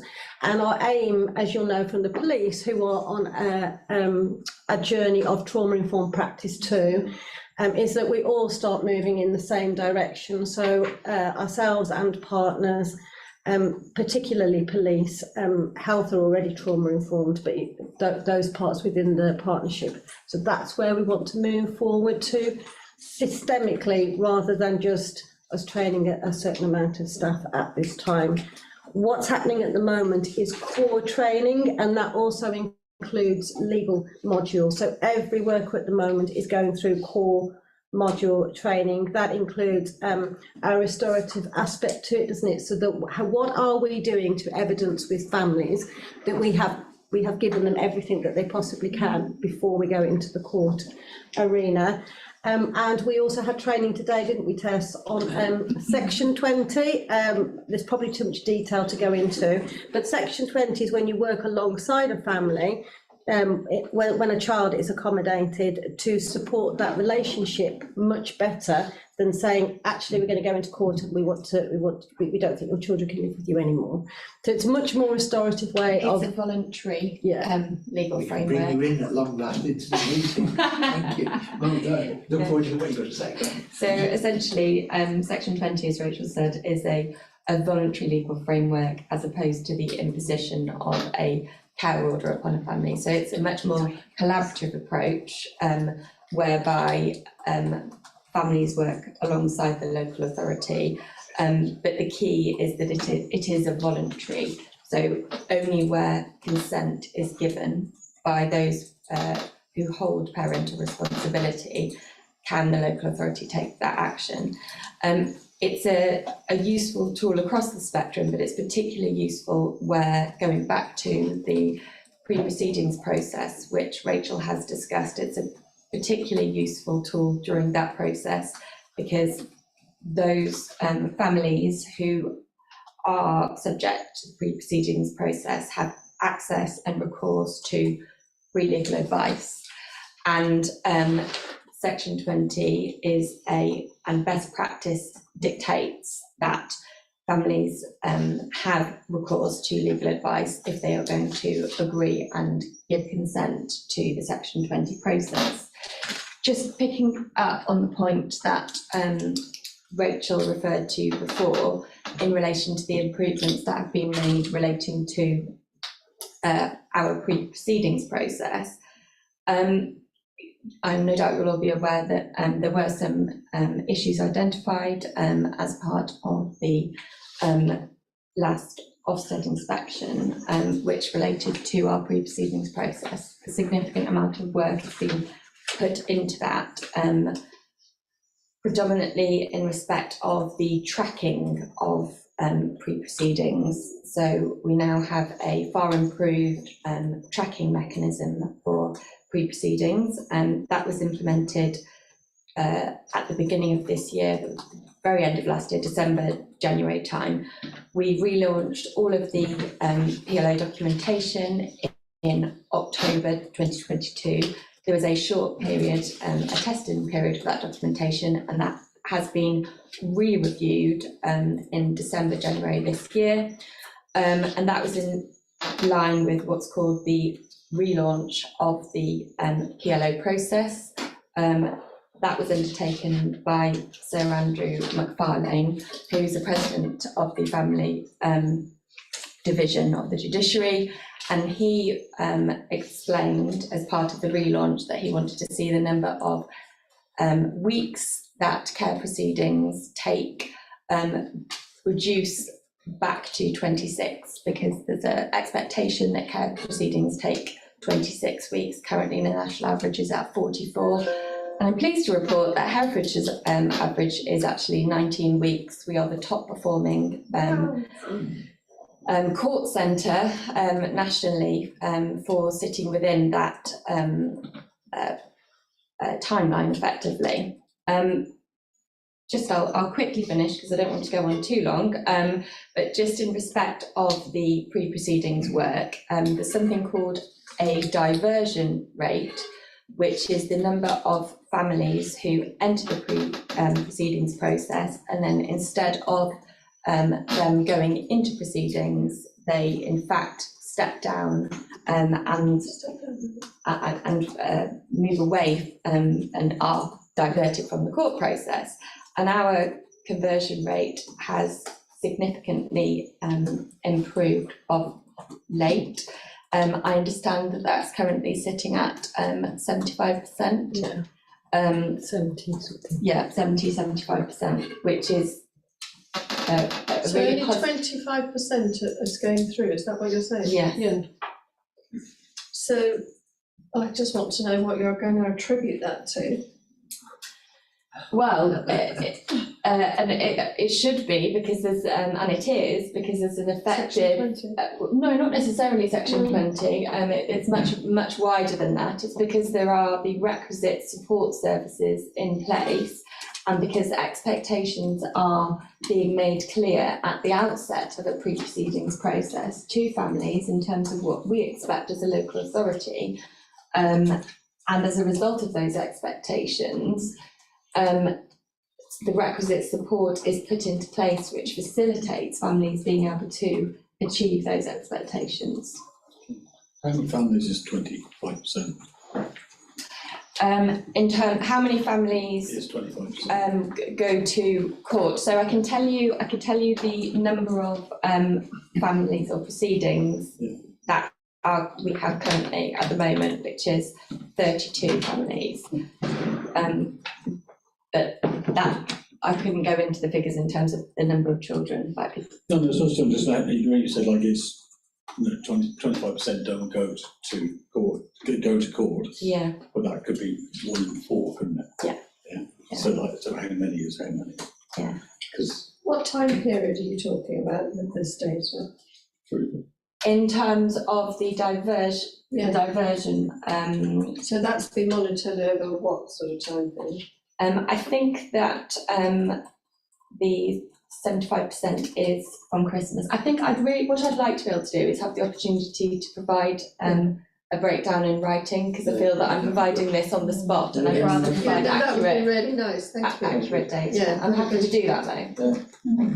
You've had 2 good examples of success, which. So I just want to talk about the looked after children numbers, because I know there is some anxiety about the looked after children numbers. We've had a large number of unaccompanied asylum seeking children that are being distributed across the country, sadly, as they've landed in Kent and then all down there. We've had 23 over the last recent past, 25, I'm sorry, my colleague has just told me 25, and we are getting 2 a week. Now, there is a dreadful terminology called a quota system. So when you've got your quota, then you won't get any more, which of course is very challenging and difficult for the children and for our colleagues on the South Coast. And we have now hit our quota, but I understand the government is going to say that actually you can't have a quota anymore.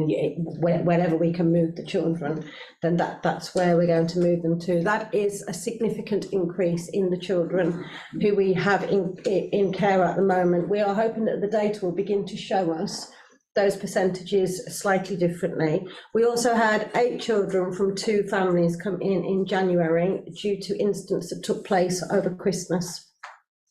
Short order applications, and so that was an increase that we hadn't, that was kind of out of the blue, but prior to that we'd begun to see a decline in our children looked after. Once we're able to separate out those children looked after and then the unaccompanied asylum seeking children, we'll be able to see those that are denoted to practice and those that are denoted to things that are outside our control.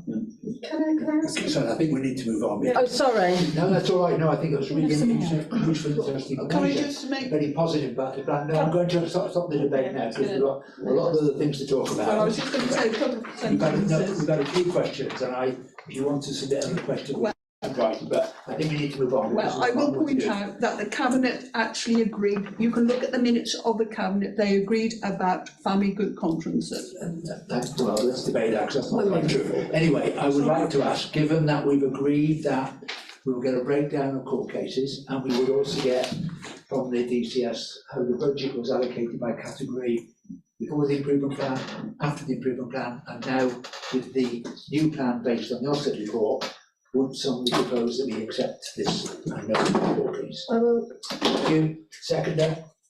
Councillor Hanson, all those in favour?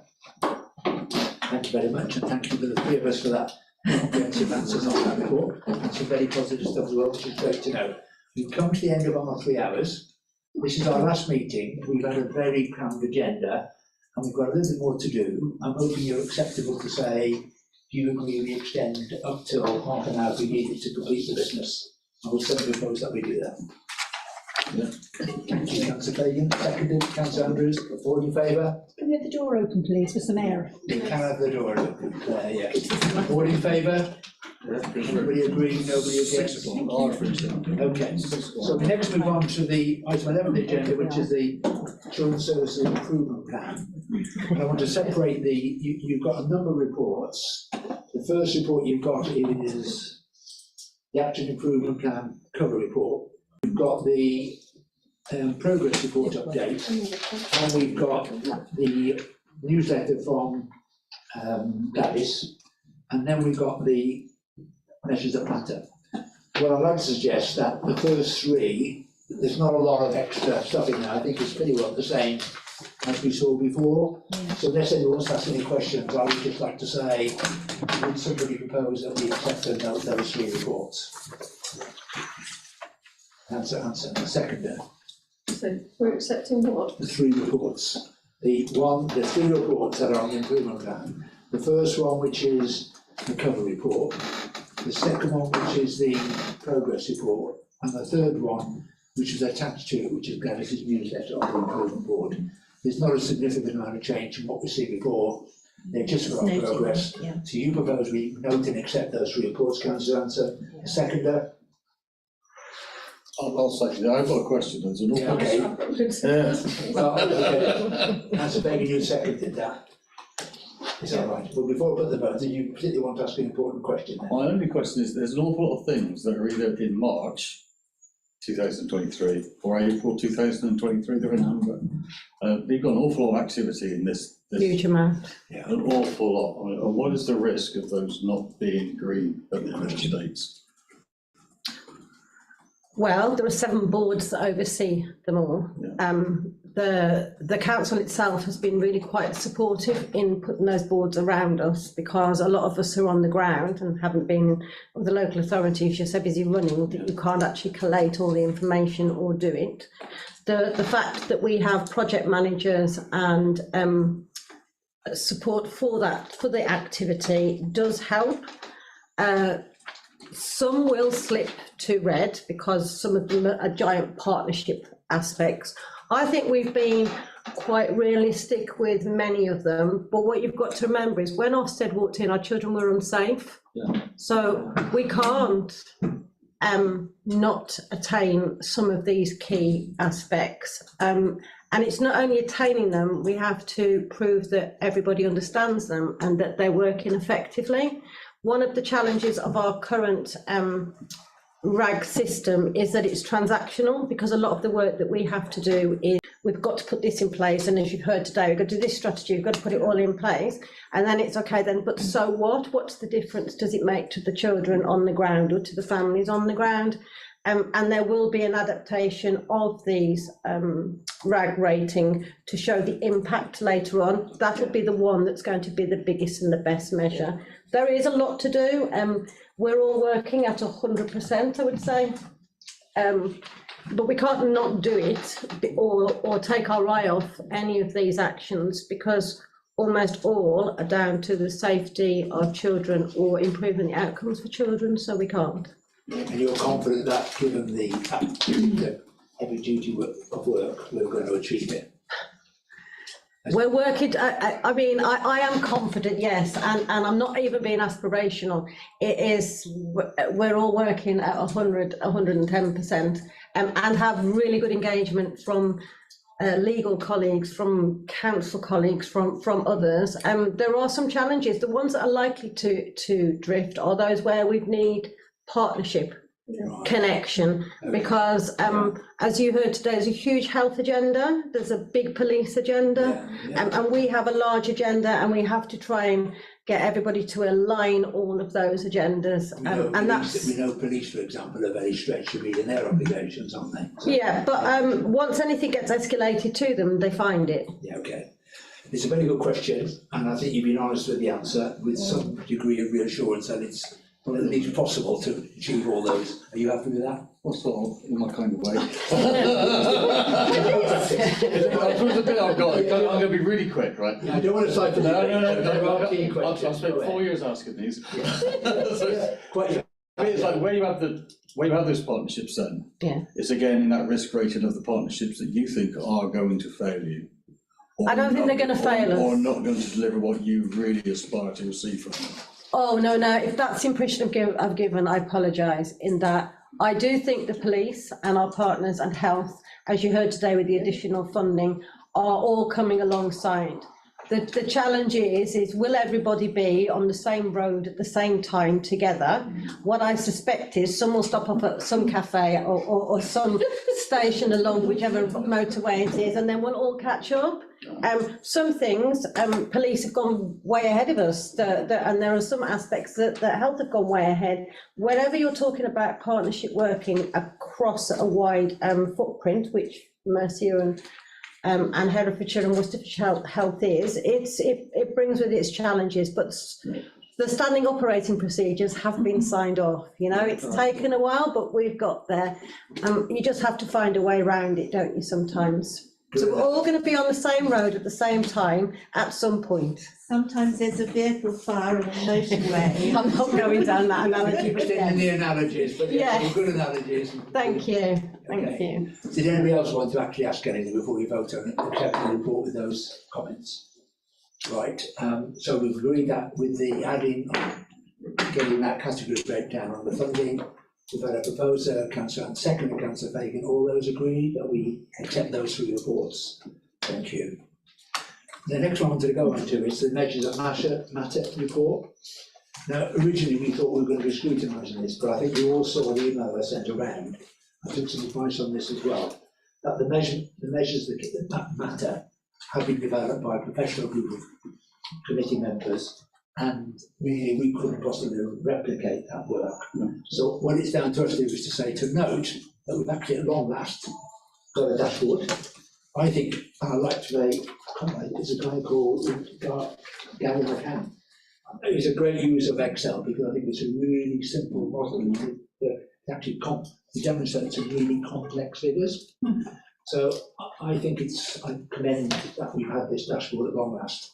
What was key, as far as I'm concerned, for this meeting, knowing that the first time that the improvement plan will be scrutinised against these numbers is going to be in June, is on the next meeting, which could be a brand new committee, that this committee is satisfied that we understand this model, and if we were looking at it, we could scrutinise it. And I've only got one addition potentially to make. I think it would be really helpful to add 3 columns, because what I think is missing from my point of view is what are the actual objectives for each measure, ultimately? What are the timescales in which those are going to be achieved? And what would be best practice to guide us by? I think those would be 3 useful columns to add before you then do the monthly data, because that would give us a real way of checking what the progress has been against the original objective. For me, that's missing. I think the rest of the committee agree. I think the spreadsheet is excellent, but I personally think those 3 columns would add some extra weight to understanding what the data is telling us and what progress we're making. Can I just make a comment? Of course. I think, it's probably good, but best practice is a qualitative, not a quantitative thing, and it's pretty difficult to put into a spreadsheet, an Excel spreadsheet, so I leave that challenge to you. There are some things, I understand that challenge, but some things are definitely quantitative, like, percentage of looked after children or something, those are definitely quantitative. So there may be some challenges, and I take your point, there might be some challenges, but I think it's so like a benchmark. Yeah, it's a benchmarking data. I think there isn't any benchmarking in it at the moment, and I think some way of doing that in order to say how we're going towards what our final objectives are, what would be best practice, and what the timescales are for us to make progress in stages. And that isn't reflected in here, it seems to me. I'm quite happy because it's taken us a long time to get to this. But Yeah. so, Yes. Absolutely. 3 years. It's a hallelujah moment. It's just my suggestion. Well, you could use the benchmark figure, could be the figure for December 2022, could be the base figure in effect, couldn't it? Yeah. So, if you propose me, you just say, great, you accept as it is. Yes. Yeah, that's Okay, somebody propose that?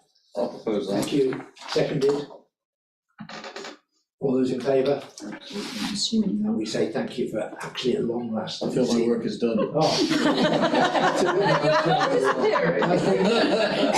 I agree with you. I feel our work is done. We've been fighting so long for it, and it's great to see it. So thank you very much, both of you. I thought you felt that probably you got away fairly rightly on that bit, but that was quite rightly so too.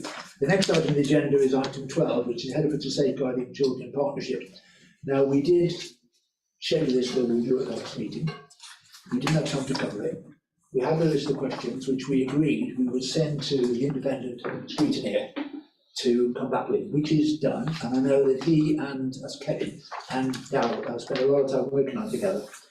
They were meant to submit before this meeting actually a report, but actually Kevin's gone off to Australia 3 weeks on holiday. So what I'm proposing is we accept that.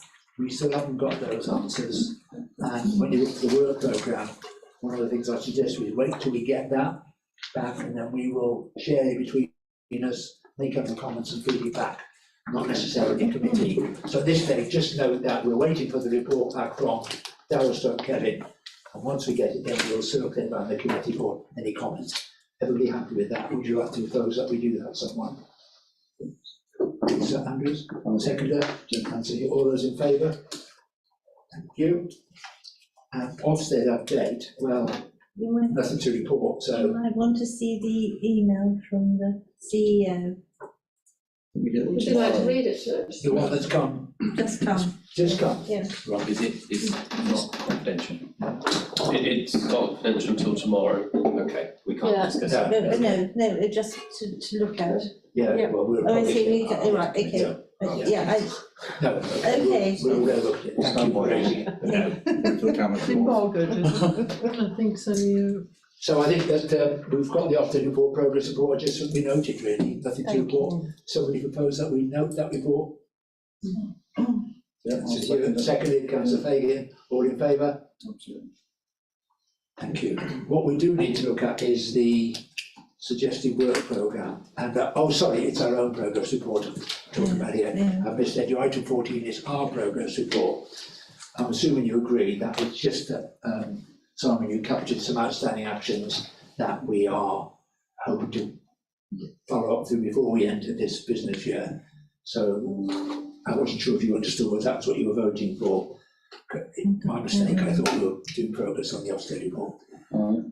What I was asking for is our progress report. So this is item 14 on the agenda is our own progress report, not the Ofsted one. I was running two agenda items together, sorry. It's getting late, I'm trying to. So this is Benedict form, which is Children, Young People, Scrutiny Information Requests, Tracking Report. So our progress on actions we said that we needed to do. Are there any questions or comments on it? Are you happy to accept it as, yeah, we need to get those done if we can? Keep them down, get them down. Any comments anyone want to raise, or do you just note that we'll hope to complete those actions before the end of the year if we can? Well, I think it's almost a gift to somebody else, isn't it? Before it could be. Sorry? It's almost a gift to somebody else, perhaps. Yeah, almost. Yes, Yeah. so they can have it. Either we do it or we carry it. So we propose that we do that. We either try to get them carried out this year or it carries on to the next committee. Yeah, we propose that. Seconder? All those in favour? Thank you. Sorry, I confused you all there. Yeah. What we do need to look at is our proposed work programme. The aim here is to make sure that as a committee we leave a legacy for the work we've done. And there are two elements to that legacy. One is at least 2 meetings in advance, and potentially June and August, an agenda which has been discussed with officers, and particularly Darryl, about what would be appropriate for whoever the next committee is to have as their agenda items. And if you look at the report, we're suggesting that that the June report will have the improvement plan key measures according to the spreadsheet we've just been looking at. So that would be the first time we actually scrutinise real data. And that was obviously the major item on the agenda. But again, in consultation with what might be available, what would be useful, and we talked a lot about today about partners and engaging with partners. So we scrutinising the partner engagement process, the model, who the key partners are, and the feedback from them that we've had today on progress. Can you invite the partners? And invite the partners, yeah, exactly. But that will be up to whoever is the chair of that meeting to do. So that's proposed for the June meeting. And the proposal for the August meeting, again on discussion, is that will be a good time to do the scrutiny of the revised SEND strategy, which we've been talking about today. The Youth Justice Plan that we have to look at annually did last year, and we made some recommendations to change, so it'd be good to see if they're implemented. And Darryl suggested that it would be really appropriate to do a really in-depth scrutiny of one of the 9 areas of improvement. And he suggested that the health pathway is what we're doing. At that time, we thought there'd be suitable progress for us to effectively scrutinise it. So that's what proposed for the agenda for the next 2 meetings of the Scrutiny Committee. Does anybody get any comments on that, or because we agree that we want to? Why did Darryl propose that? Sorry, you were going to make a point. Just to add the caveat that you're absolutely right. Clearly, we've got an election between now and the next. So the committee are perfectly entitled to put forward their suggestions. Yes. But as with this committee, it will be for a new committee to determine their own work programme. They're brilliantly helpful suggestions, and I'm sure they'll be taken up. The only other caveat I'd throw into the mix as well is after an election, there is a big training measure package that members will be undergoing. Some of you who are new members after being elected last time will appreciate the volume of work that we need to bring members up to speed with through that training programme. So really just to add those, I suppose those health warnings. So it is what you recommend the wording be, recommend the suggestions for the agenda? Absolutely. I mean, it's unfortunately not within this committee's gift to dictate what the new work programmes will look like, but they are obviously brilliant suggestions built on the legacy of the last 4 years. I'm just adding those health warnings just to make it clear. The more training, the better, because it's very difficult. So I would point out that the last 2 years ago, and it wasn't an election, but we were appointed chair and deputy chair. We had a meeting one day after that. Yeah. After the meeting, so it is possible to do it. But I take your point, that may not be. Before we look at both of those 2 suggested work programmes for those 2 dates, the third area is what we would like to see us do between now and the election, to complete the work of this committee, if you like. So there's some legacy work that we'd like to suggest, and at the end you'll see there's 3 things that I think, well, there's now 4, given what we've just been said today, that we would consider the answers to the Heritage and Safeguarding Partnership report and produce a report, like we said, before the end of the year, but by committee working together rather than in a meeting like this, we circulate a get report and then, get individual feedback, produce a report, get us to agree, and then we'll submit it. That we are actually, and the Chief Executive is waiting us to get back on our feedback on the summary of the Child on Child CSO report, independent review. Now, I think some of the questions on the Heritage and Safeguarding Partnership report relate to that, so I think they go hand in hand. But we do need to respond back, and that was certainly to all committee members a couple of months ago, and we haven't actually responded to that. But my justification is, having looked at the Heritage and Safeguarding Partnership report, there's some link between the 2, so I would like to think we can probably do both together. And the other thing, and I was talking to Claire Burgess about this at the LJ only last night, that given we all know every new committee starts off completely oblivious of what it's all about, and it takes often a year or 2 before people feel comfortable about what they're doing. So we've done a lot of work into this, including the LGA who did those workshops for us. And if you remember, we did a 25-page assessment of scrutiny, and a lot of that's been done, but a lot of it hasn't been done. And it'd be great if, as a legacy, we could leave our aspiration to have a portal, which would be on it, like those trainings from the LGA, the organogram we've been asking for ages, the glossary returns we've been asking for, and a few other things that we put in that assessment of what would be a great training portal. And they're nowhere short of resources, so Claire offered that the LGA might be able to do that. But I think that should be an aspiration for us as our legacy, to actually deliver a portal with as much information on there as possible for whichever the new committee is, to more rapidly round up to being effective than we were able to be. So I propose on those as items that we try and get done between now and election. You were going to add to that. I'm just going to make a hopefully a helpful suggestion. We've got our own dedicated Scrutiny web pages, so if we can lend any support to the LGA, it's, you know, as long as those materials are appropriate to put on that part of the website, we will develop that. Great. Can I just ask, are task and finish reports going to be on that scrutiny pages so that you can go back and look at a task and finish on certain things? Part of it would be to trawl back through reports that we've had, so they're on there for people to read. Not only the ones we've had, but like some of the reports that the head of the safeguarding policy report should be on there for people to read. Yeah. But in your category, so I think what we need to do is agree what we want on there and produce some sort of structure for it, which I think is how the LGA might be able to help us. And we've already agreed with Claire that she's happy to have a meeting to help us put together and work with you and your team to say how can we make sure we deliver it by the end of the year. Yeah, I mean, we've got the website as a resource. We're very open to suggestions as to what should go on there, as long as it's appropriate material. I mean, it's for a public audience as much as it is councillors. Daniel, who has joined us in the last 2 days. I'm sure you have a role to play in doing that. He and I and the two dedicated scrutiny clerks will certainly be putting our thoughts and efforts into what should be on that website. Right. You know, we want it to be a resource for all members as well as scrutiny members. So given that, is anyone to comment, or are you happy to propose that we accept?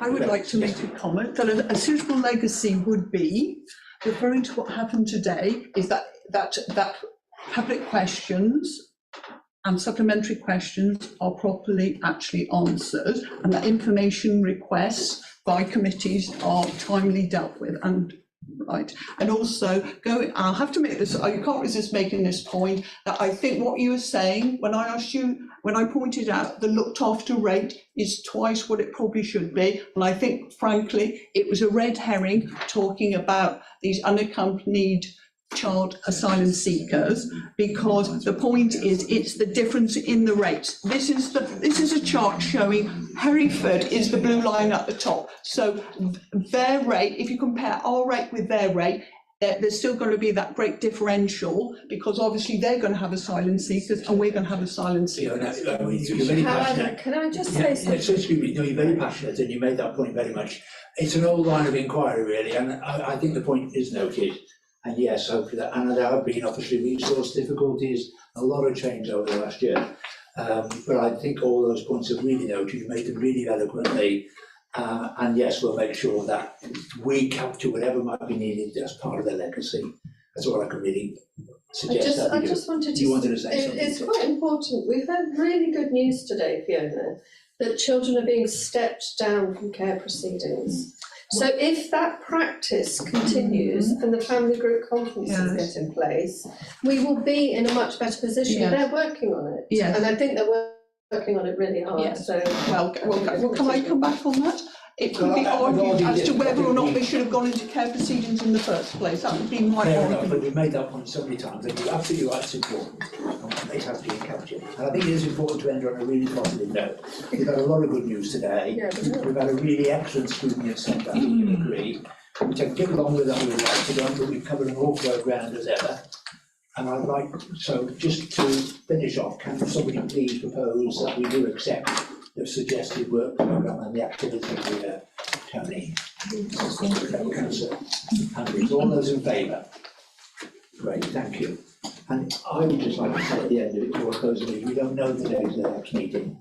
It's obviously our last one.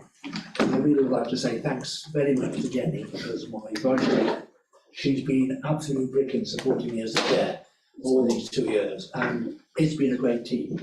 Thank you very much, Jenny. You've been absolutely brilliant, and I couldn't have done it without you. So thank you first and foremost. I'd like to thank Democratic Services, despite a couple of things that have really been embarrassing. You and your team have been really brilliant in supporting us. I think we've had 3 clerks now, all have been really great. And so that's been a privilege to work with you and your team.